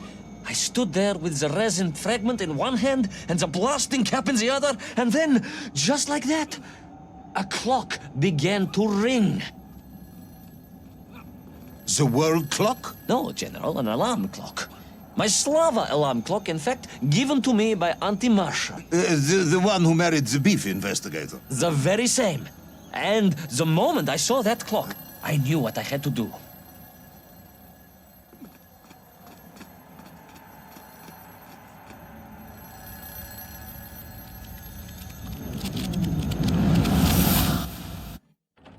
Yes, I'm waiting. A bomb, General. A bomb to destroy a bomb.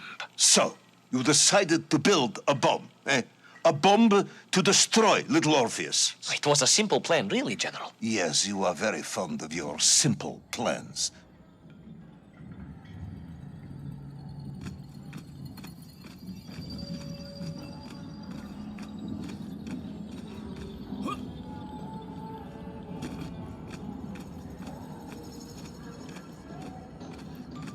It was the last time I was to see those poor enslaved men on my journey.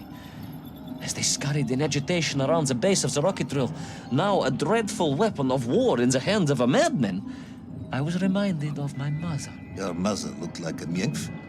That is extremely disrespectful, comrade. No, I meant I was raised by my mother from an early age, of course. My childhood memories of my father were all too brief. You are rambling, Comrade Privalov. Time is running out. Diani Rezinovi.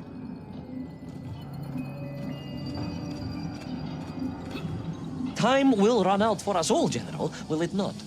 And it ran out for my father on the shores of Volga. Your father fought at Stalingrad? He did, General. So did I. Well, so you see, General. Perhaps we are just the same, you and I. Perhaps we are all just Menkf in the end.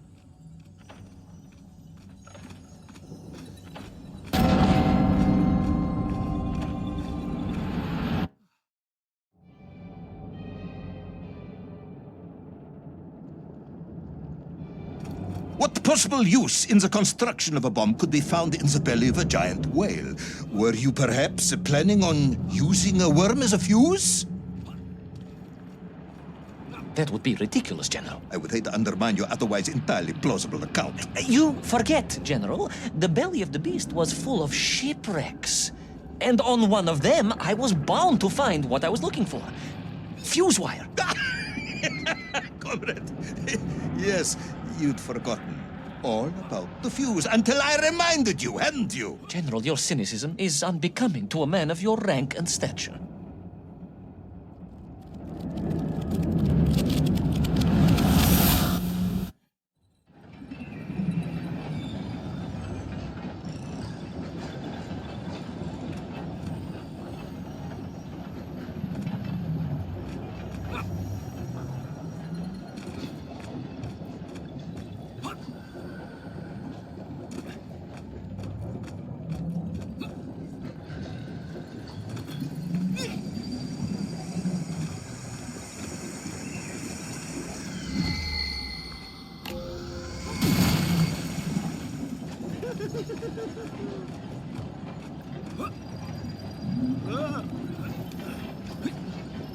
The clock was now ticking, General. Literally. I was surrounded by time, immersed in it, floating along a river of it on a raft made of history, seeking the next moment of opportunity.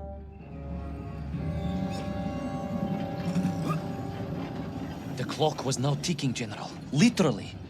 I was surrounded by time, immersed in it, floating along a river of it on a raft made of history, seeking the next moment of opportunity to hurtle backwards amongst those lost worlds. I am a patient man, Tavarish. I lost 3 toes in the winter outside Charkovskaya in 42. A drunken dentist removed 2 frostbitten toes and 1 perfectly healthy one.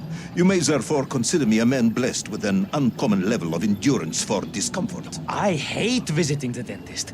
My uncle Vanya was a dentist, and he was a deeply strange man, notwithstanding the love he felt for his pigs. Is what? He was a pig dentist, General. He always claimed that the human mouth presented an insufficient challenge. Let me challenge you, comrade. You will tell me what happened to Little Orpheus. My patience is exhausted. I am done. But we are nearly there, General. The world clock was shortly to strike again and transport me... Well, who could guess where?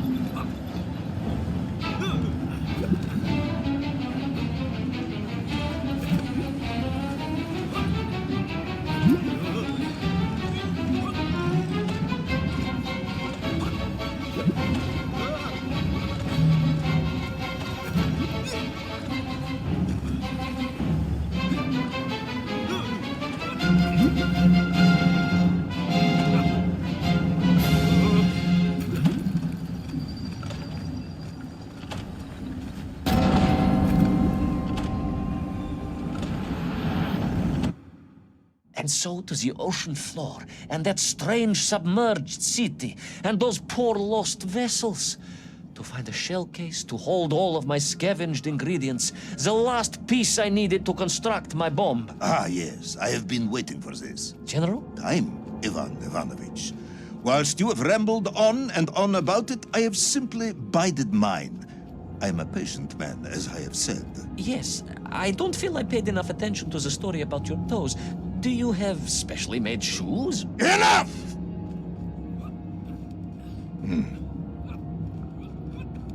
Now I have your full attention. Indulge me, Tavarish. Explain to me how you made this bomb. General? Your bomb, comrade, that you so brilliantly constructed to destroy Little Orpheus. Tell me how you made it.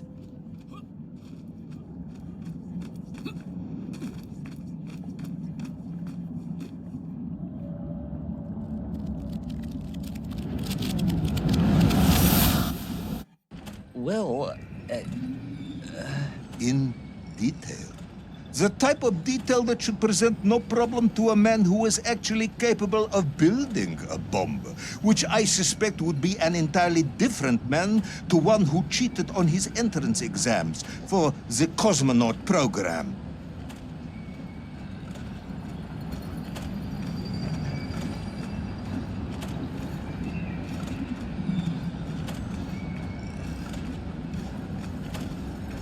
You are uncharacteristically silent, comrade. Cat, got your tongue? if I may, General, perhaps just a minute or two to gather my thoughts? There are precious few minutes left.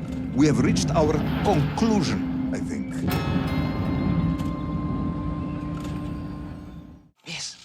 Yes, we have, General. I gazed up at the world clock and knew I had arrived at my destination. Whatever lay inside would see my journey end one way or another. But I had no idea of the marvels that awaited me. And The bomb, Ivan Ivanovich! Tell me how you built the bomb! it was a wonderful sight. The world... It is 2 minutes to midnight, Ivan. It is time to end this story.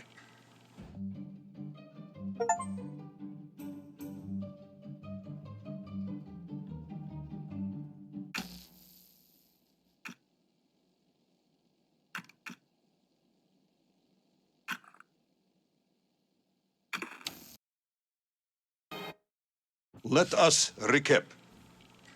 3 years ago, you were sent to the center of the Earth as part of a top-secret mission to ensure the delivery of Little Orpheus, an atomic-powered capsule.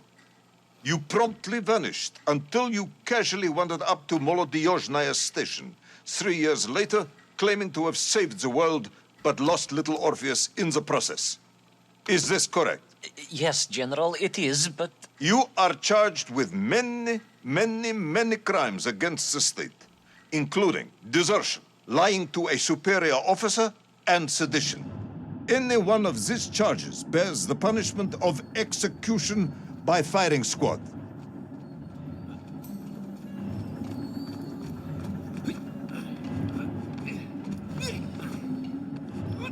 General, you must be reasonable.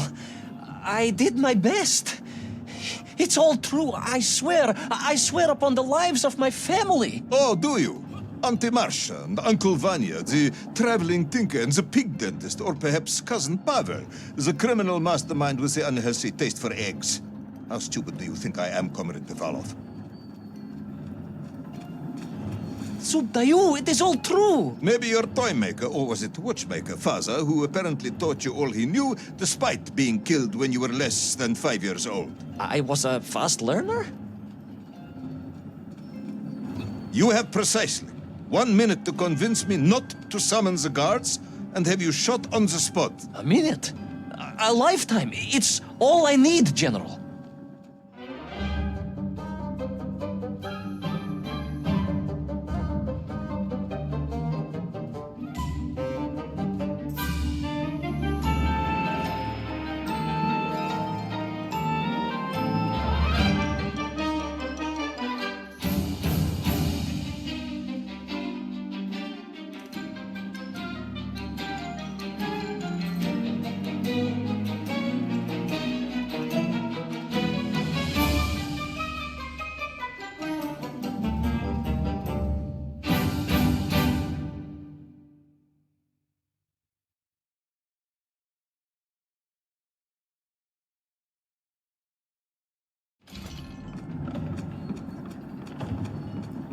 astounded.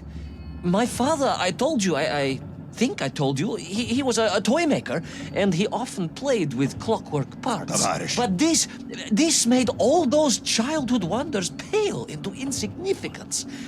And it was fortunate indeed that my uncle...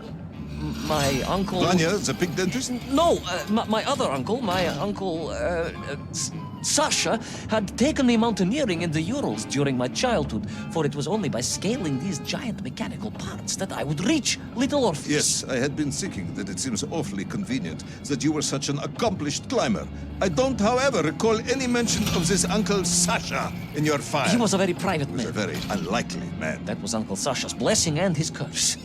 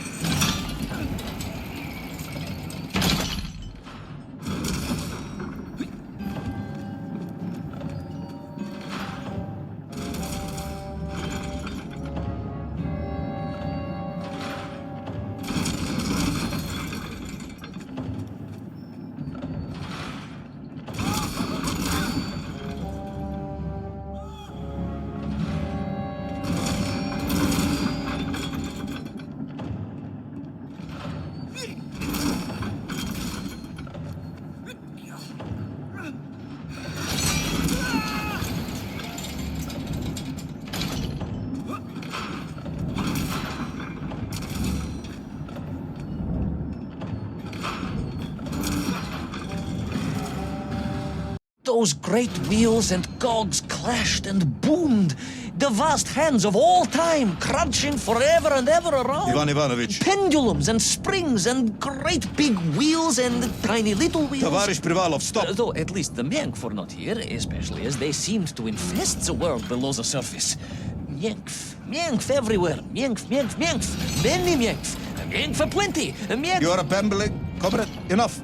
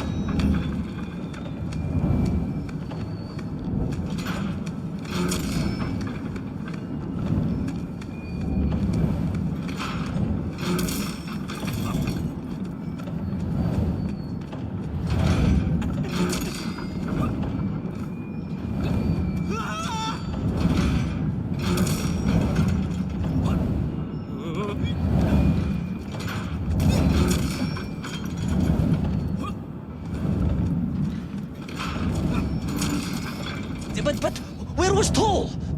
Aha! High above. On the clock face, perhaps. With his radios and his crystals. Oh, if I could just reach him, I could use the bomb. There is no bomb. You have no idea how to make a bomb.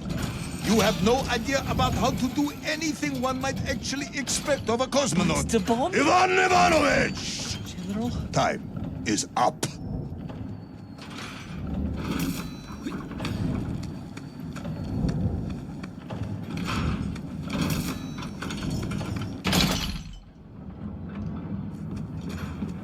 Stop talking, Tavarish. You don't know what happens next. It is obvious. You've done very well. I applaud you for your efforts and your story. It is a wonderful tale, Comrade Privalov. I have enjoyed it immensely. But every story needs an ending. And it is clear yours does not have one.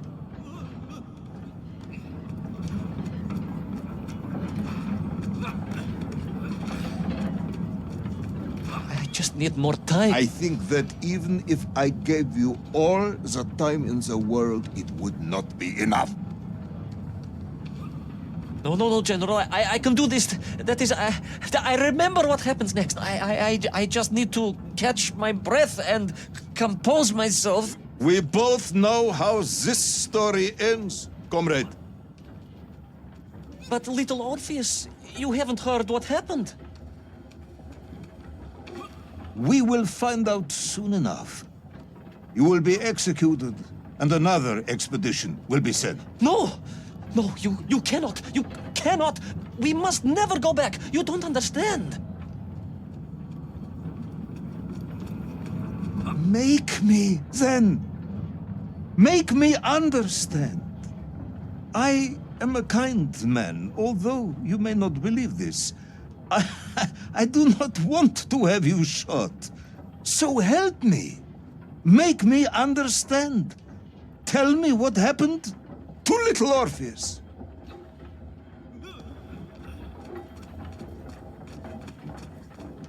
It was. Ivan Ivanovich? It was.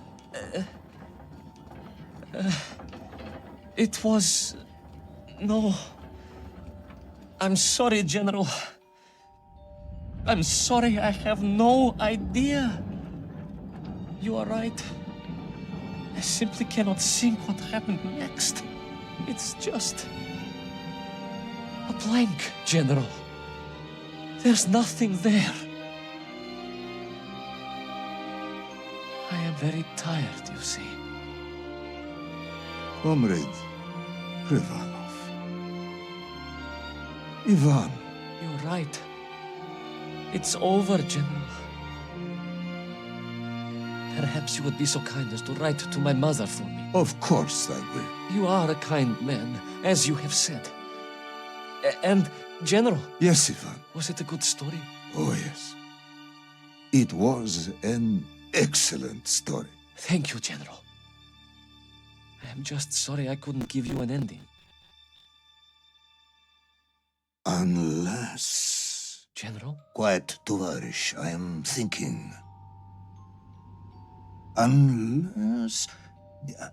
I seem to remember that there were many problems with Little Orpheus during production. General? Problems with the casing around the atomic battery.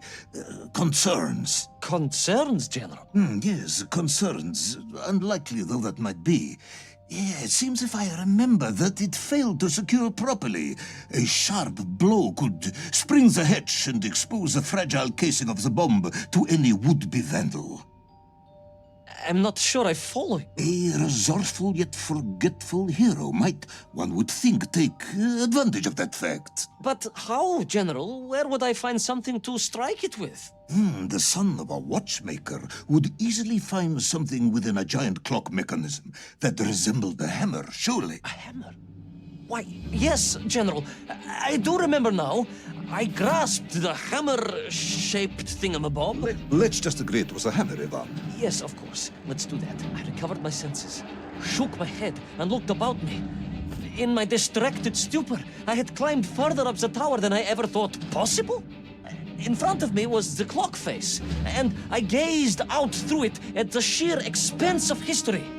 And I knew whatever happened next... happened next? The hand of destiny had fallen upon your shoulder. Yes, it had. And what an extraordinary hand it was.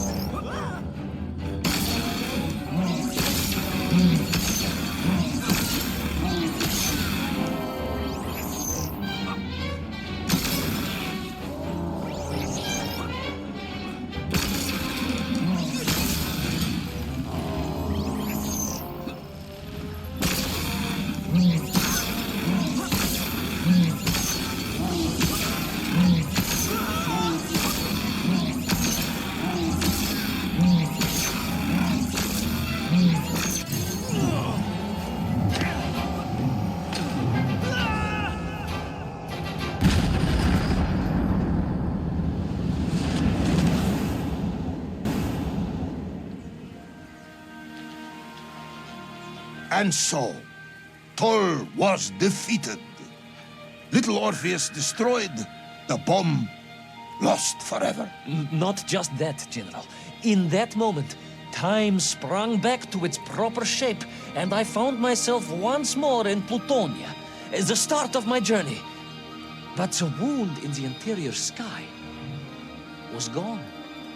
The drill was gone. It was as if I had never been here. And they were nymph, free and happy, without the tyranny of Toll, free to pursue their simple lives. But we can never go back? Never, General. One drill, one metal sphere, one lone cosmonaut was nearly enough to destroy time and unleash the tyrant Toll upon our world. Who would think an innocuous beeping radio housed in a ball of metal could change the world so dramatically? Who indeed? But tell me, what of you? And what of your return to the surface? I stayed amongst the Mienk for as long as I could. But I came to realize they had begun to worship me as a king. No, General. I am a good socialist and could not allow this workers' paradise to become corrupted. And so I left that wonderful land for the last time. And then? And then I walked. For 2 years I wandered, always looking for a way home, through lands and worlds almost beyond imagination.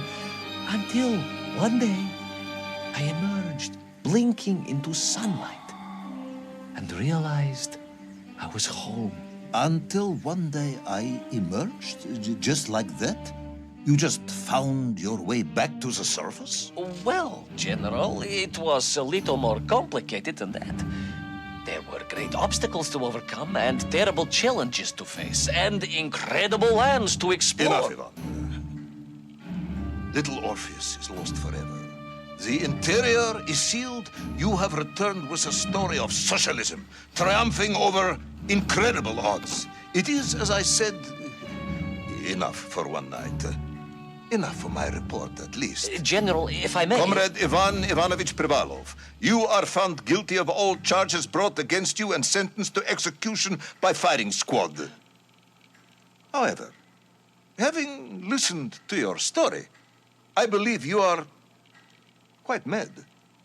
In other words, I find your madness guilty, not you. And we cannot execute madness. And indeed, there are lessons to be learned, even in the depths of this madness.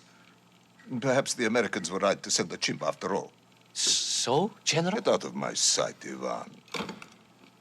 Go home. Enjoy a state pension as a madman. Just make sure I never see you again. Yes, General. Of course, General. Anything you say. I shall be small and quiet and live a life without excitement and... Out! Until one day I just emerged. Oh, very good, Tavarish. Very good indeed.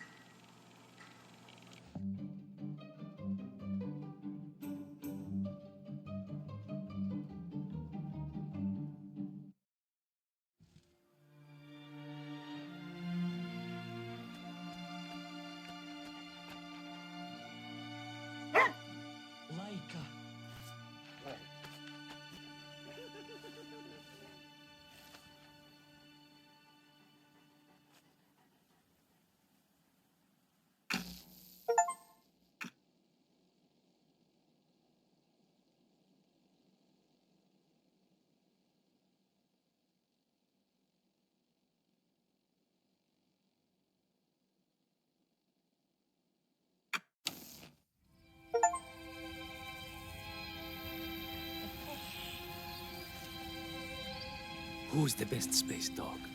Oh, где моя хорошая, хорошенькая моя, ты просто космическая. Eh? Who's the best hairy cosmonaut? It is indeed a lovely sunset, and it reminds me of the skies of Perun. I didn't? I never told you about the wonderful Sky City? Well, it was an extraordinary place, but one filled with dangers. Well, it might have been simple for you to cross it, but you were in a space capsule. I had to rely on my own 2 feet, my noshki. Feet which, I might add, had just crossed the interior, beaten the villain Toll, and helped inspire the Myank to a workers' revolution. Oh, that's all very easy for you to say, but your idea of civilized behavior is licking your own bottom in public. No. My adventures above the clouds were filled with untold dangers, death-defying escapes, and some really quite extraordinarily large Bielorybitsa. And it happened like this.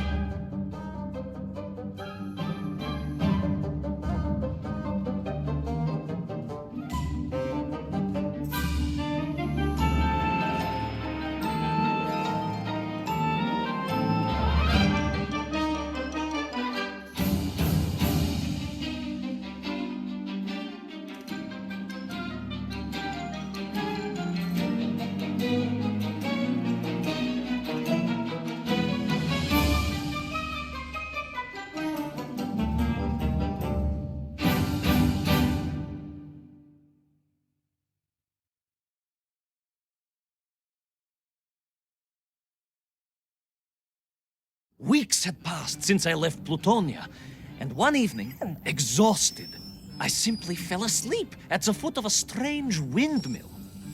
And when I awoke, well, that thought didn't cross my mind. I was exhausted after all. This is beside the point, my nosy canine friend. What matters is this.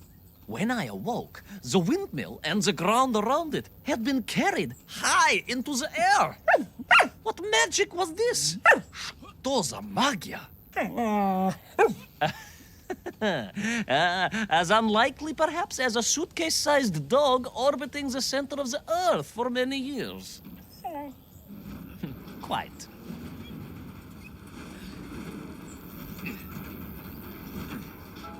Quick as a flash, Kakmonia, my training leapt into play, and I began to paddle the strange contraption through the clouds in search of answers. It is entirely possible that a miller who owns a windmill capable of levitating high into the air may also own a flying machine. Oh, now you're just being silly. May I continue my recounting of how I sailed over the sky gardens towards the mystical city of Peru? Oh, I must, my moj ušati drug. I must.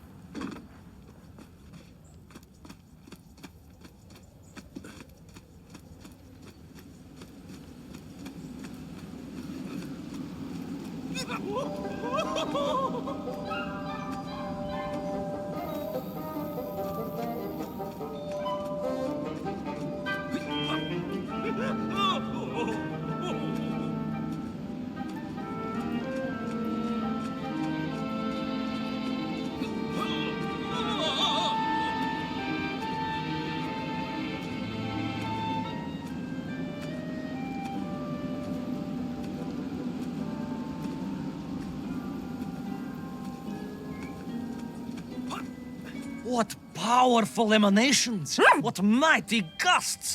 What an epic shkval! They reminded me of Cousin Pavel, yes!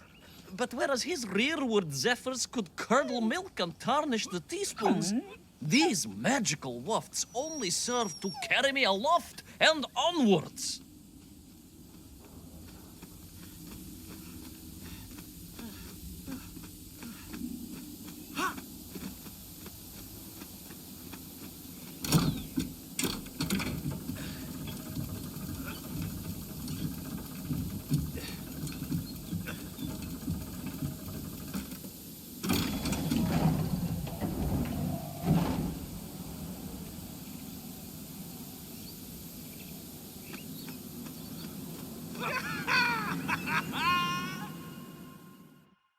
But something was afoot in the gardens of Perun.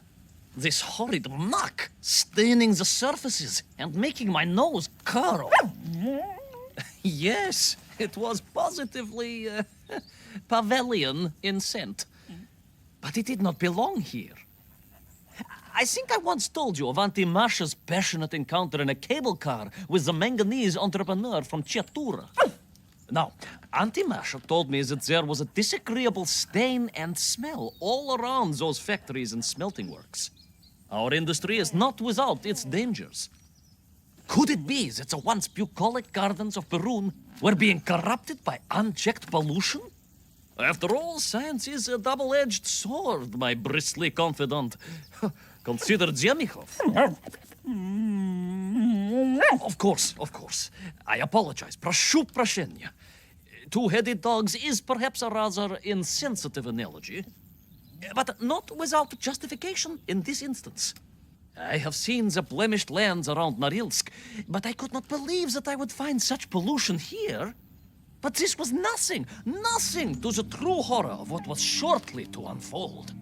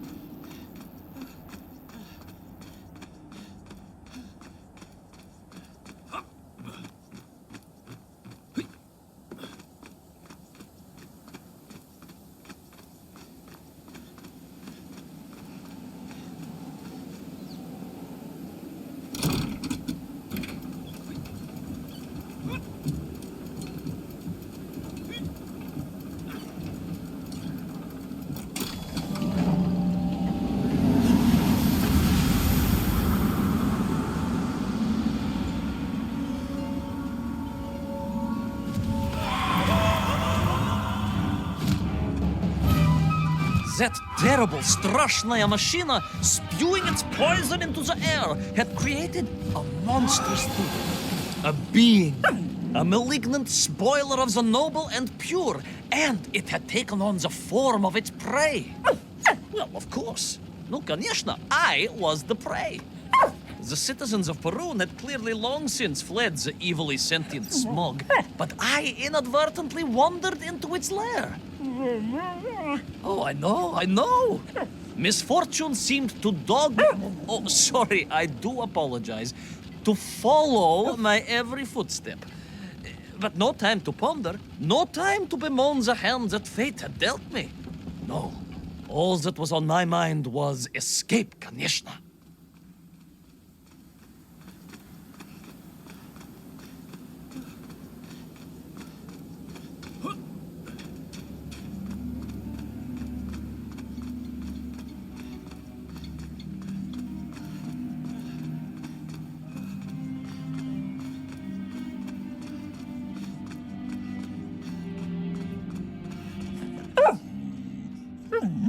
Yes, it was most interesting. The windmill seemed to be from an earlier age. Perhaps this was a devastating warning of the destructive power of unfettered industrialization. I most certainly had not forgotten about the windmills. I did not get carried away. You are missing the point. Perhaps because you are only a small dog. Oh, a brilliant, brave, spacefaring dog, of course, but a small Sabashka nonetheless. If you perhaps listened more and interrupted less, I am just getting to the explanation of the windmills.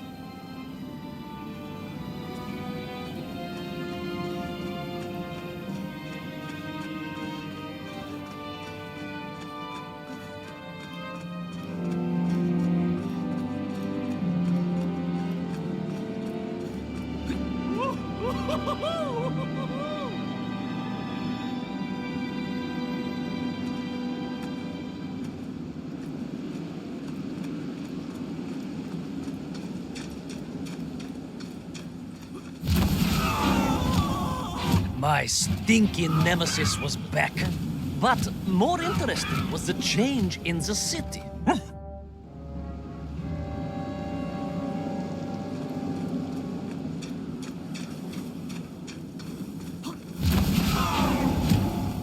My stinking nemesis was back.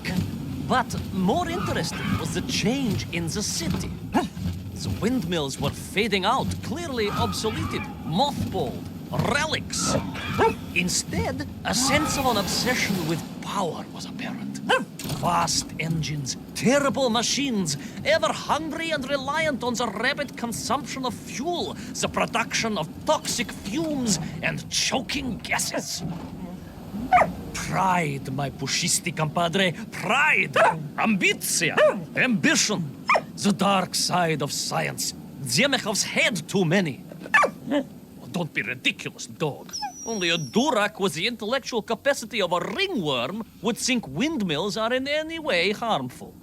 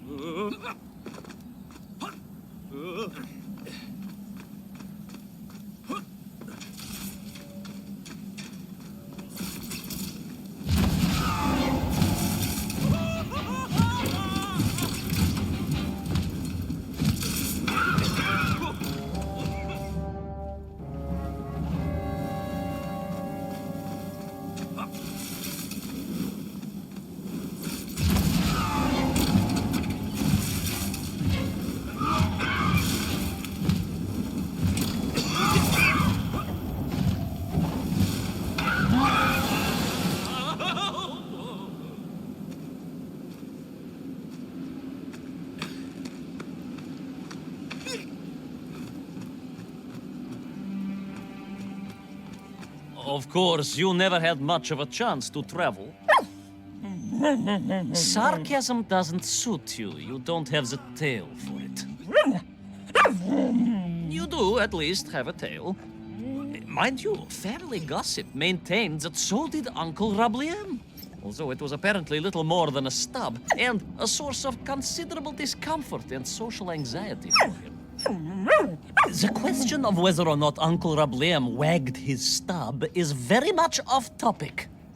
What I am trying to say is that your upbringing on the streets of Moscow meant you never saw the blackened fields of Magnitogorsk.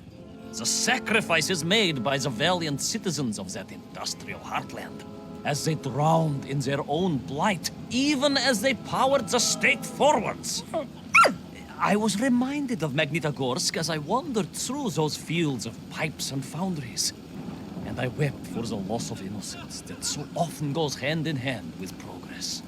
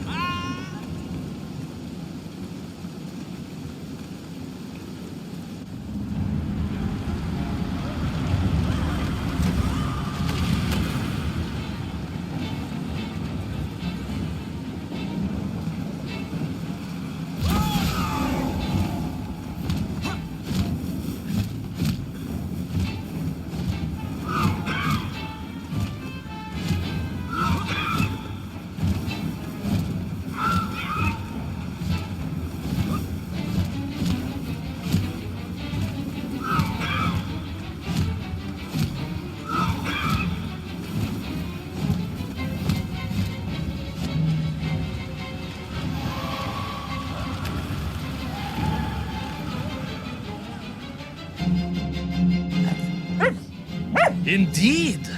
I just evaded the slimy, oily grasp of that man-made Vadzinoi, his petroleum stink clogging my nostrils and making my head thump. And I felt a great stirring within me. Yes, much like, I assume, Cousin Pavel. May he never get loose again. But no, quite different. This was no volcanic upbubbling of gastric malintent. No, it was the roaring fires of justice once more ignited within me. I felt a swell of patriotic fervor and knew the hand of destiny had fallen on me once more. Yes, what a hand it was! I could not see this great wonder sink into an abyss of poison and bile. The Perunians may have been forced to abandon their city, but I had saved the world once before and was ready to answer the call again.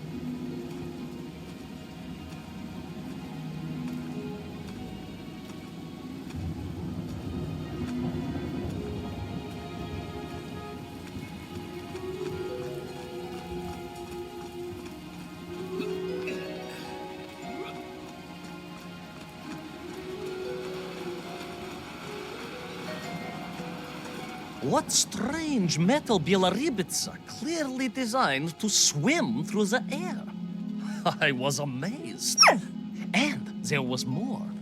Beneath the fins, I spotted the apertures of hoses and was reminded of the time Auntie Agrafina devised a contraption to water all of her copious algae beds simultaneously with one flush of the toilet by a system of pipes and valves that ran throughout her house. Можно так сказать, in a manner of speaking, yes. Her algae were most irrigated, although her neighbor Victor was washing his trousers in the sink at the time and was bruised quite severely about the face and body. But these were no ordinary flying metal fish.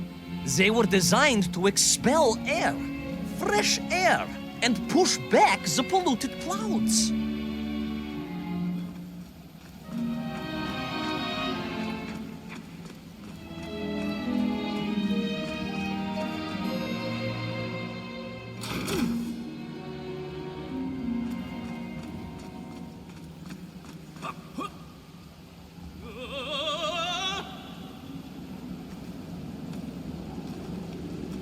There is, of course, a fine tradition of looking to nature to solve problems of a scientific or military persuasion. Yes, as you well know. My nephew, Sergei... Yes, the very same. Poor lad with his dermatological eruptions. Well, Sergei was stationed recently at Kazachya Buchta, where dolphins... dolphins were being trained as brilliant aquatic agents of socialism. Why not then be inspired by marine life? Why, there is a fish, I have heard, that can shoot jets of water from beneath the surface to knock its prey off little tiny twigs and into its mouth. If you were to tell the average mushroom sheriff that a dog would orbit the earth, I suspect you would receive a similarly sneering response. No, that is because you are a small, hairy hound of uncertain parentage. I, on the other hand, am a cosmonaut, the product of many months of training, and I realized the answer to pollution was here all along. The Perunians, tragically, had simply never had time to finish their fleet. If only I could find a working, flying fish. If only. If only. Yes. If only.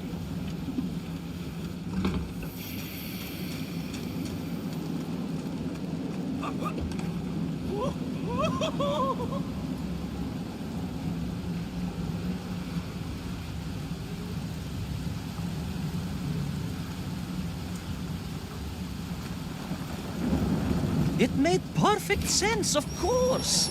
The poisonous Duchata that engulfed Perun was like a nasty cold. And you know what to do with a cold to rid yourself of it. You may not get colds, but nor can you operate pea-shelling machinery. So, don't get ideas above your station. We humans, on the other hand, may produce up to 16 million perfectly unshelled peas in an average shift. But we are martyrs to our sinuses. But to clear them, aha! These are remedies we Russians have been perfecting over the long centuries of harsh winters. Onions. A quick snifter of onion oil will clear your head faster than a Pragviev can clear a hypothetical minefield. Yes, if I could find a functional fish, I would become that onion.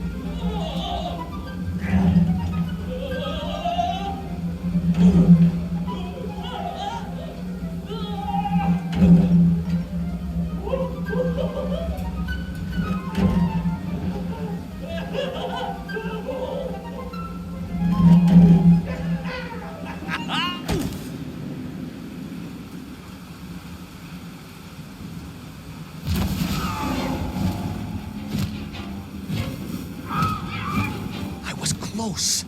I could feel it. Yes, the working fish, the ribka.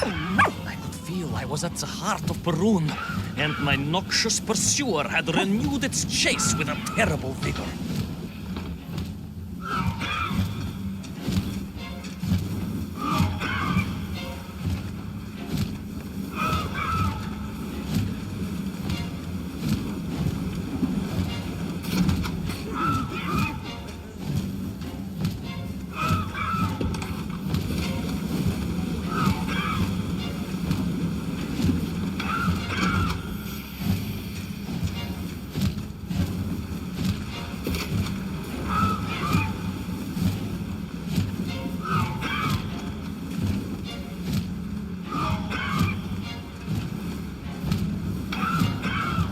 Not far now. I just had to keep going, keep pushing. It's almost as if you knew, Pavel. Uncanny. Double yet.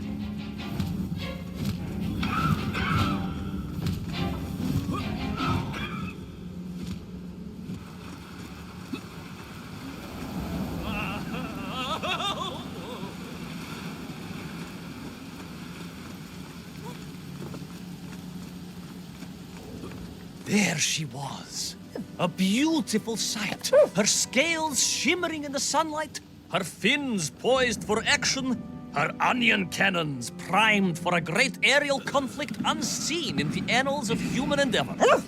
And you are just jealous it was a bigger flying machine than yours. No, my bilious pal, it was time for science to fight back. Yes, my hairy compatriot, Paechale! Onwards to victory!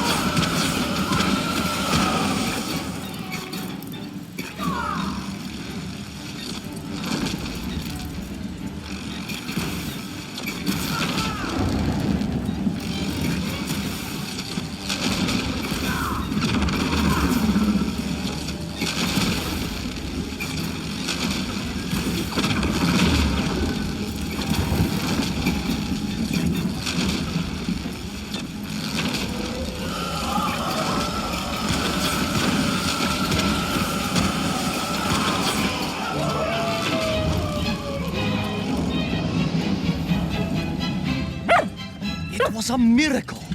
I found myself swooping through beautiful, clear skies, the strange interior sunlight gleaming on the sides of my fishy vessel. I heard birds clear their little throats and begin their wondrous gvalt, the wind gently humming on the fins. And then, all of a sudden, under it all, well, you see, in my hurry, it didn't even occur to me to check how much fuel was carried in the strange craft. With a horrible splutter, the engines choked and died. And suddenly we were plummeting downwards towards our doom. I did not. A simple mistake that many have made. Why, my Aunt Agrafina met her untimely demise being late for a fungal sculpting seminar and making exactly the same error. Only, unfortunately, it left her stranded in sub-zero temperatures just outside Pravachitsinski. She wasn't found until 18 years after her own funeral, but was perfectly preserved. Remarkable, really. It is beside the point, yes.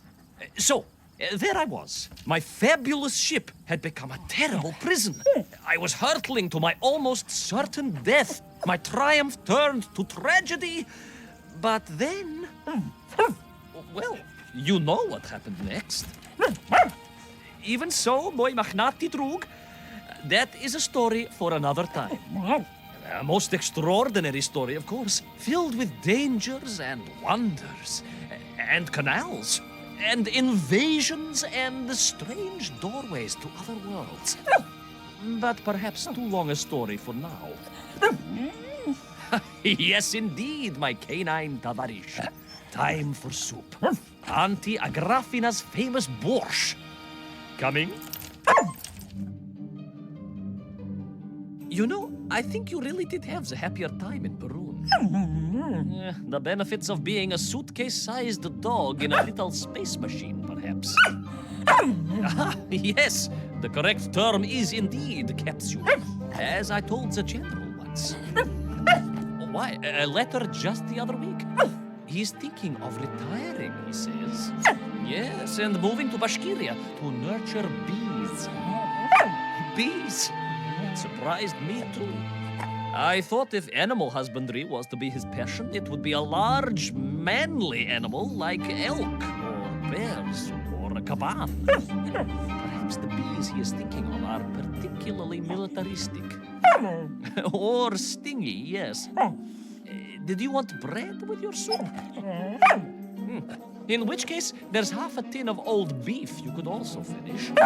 Somewhat gray, but I'm sure it won't taste awful. Yes, my four-legged associate. Now, did I ever tell you the story of when Uncle Rablien got his stub ensnared in the seat of a wicker chair in the finest fish restaurant in the whole of Taliatsia?